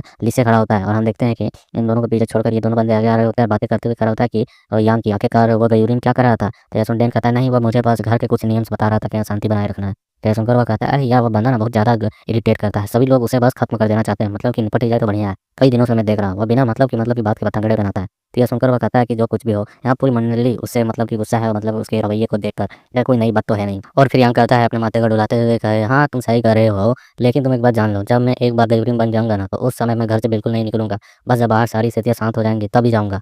तो इससे पहले य डैन कहता है हाँ, यांग, लेकिन तुम्हें उसे सबसे पहले ना गयूरीन बनना होगा। तो यह सुन वह हँसते हुए कहता है कि आई नो, मैं सिर्फ़ यहाँ पर इन चीज़ों को एक सिद्धांत पर कर रहा हूँ कि अगर बन जाता हूँ तो।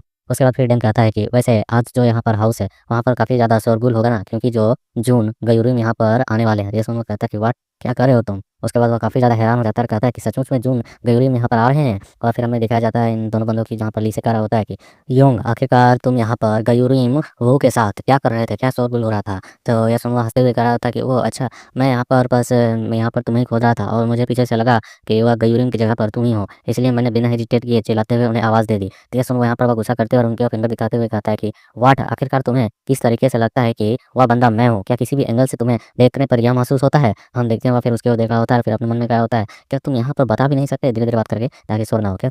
क्या तुम्हें इतनी सी बात पता नहीं चलती है कि उस बंदे में और मुझ में कितना बड़ा डिफरेंस है? अगली बार तो तुम मुझसे मिले भी थे ना? क्या अगली बार जब हम मिले थे तुम्हें मैंने इग्नोर किया था? क्या तुम उसका बदला निकाल रहे हो मुझसे? तो ये सुनकर यहाँ पर योंग कहता हूँ, आखिर तुम क्या कर रहे हो यार? मुझे लगा केवल यहाँ पर तुम ही हो, इसलिए मैंने उसे ही जाकर कहा, मैंने उतना ध्यान नहीं दिया। ये सुनकर वो कहता है कि लगता है तुम यहाँ पर कुछ और करने की कोशिश कर रहे हो। और फिर वो यहाँ पर अपने मन में याद करता है जहाँ पर इसके जो सीनियर मास्टर है उसके उसने कहा था कि यहाँ पर डैन का उत्तराधिकारी योंग है ना? और वो फिर यहाँ पर गुस्से में काँपते हुए उसे कहता है कि मैं यहाँ पर समझ रहा हूँ, तुम यहाँ पर लगता है कि जो सेज टेस्ट है उसको देने के लिए आए हो और उससे पहले मुझे यहाँ पर प्रभावित करना चाहते हो। हम देखते हैं इस बातों को सुनकर योंग काफ़ी खुश होते हुए कहता है कि बिल्कुल सही कहा, मैं यहाँ पर सेज टेस्ट को देने के लिए आया हूँ, क्या यहाँ पर उसे हम कब दे सकते हैं? तो ये सुनकर यहाँ पर ये काफ़ी हैरान होकर कहता है, वाह! कैसे ये चीज़ मज़े की बात लग रही है? और फिर वो इसे इग्नोर करते हुए कहता है कि मैं भी यहाँ पर उसी चीज़ के लिए आया हुआ हूँ। तो यहाँ पर ये कहता है कि यह तो बहुत ही बढ़िया बात है ना। उसके बाद हम देखते हैं कि यहाँ पर डैन कह रहा होता है तुम किस बारे में बातें कर रहे हो? तो यहाँ पर योंग कहता है सीनियर बस ऐसे ही। तो और वो बताता है कि हम यहाँ पर सेज टेस्ट के बारे में बातें कर रहे थे और यहाँ पर इस बंदे की हालत ख़राब हो रही होती है कि ये सेज टेस्ट के बारे में सचमुच में सीरियस है। और यहाँ पर हम देखते हैं कि जो योंग होता है वह उसे जाते हुए देखकर कहता है कि हे लीसे, आखिरकार तुम कहाँ पे जा रहे हो? क्या तुम परीक्षा देने जा रहे हो? सही कहा है ना मैंने?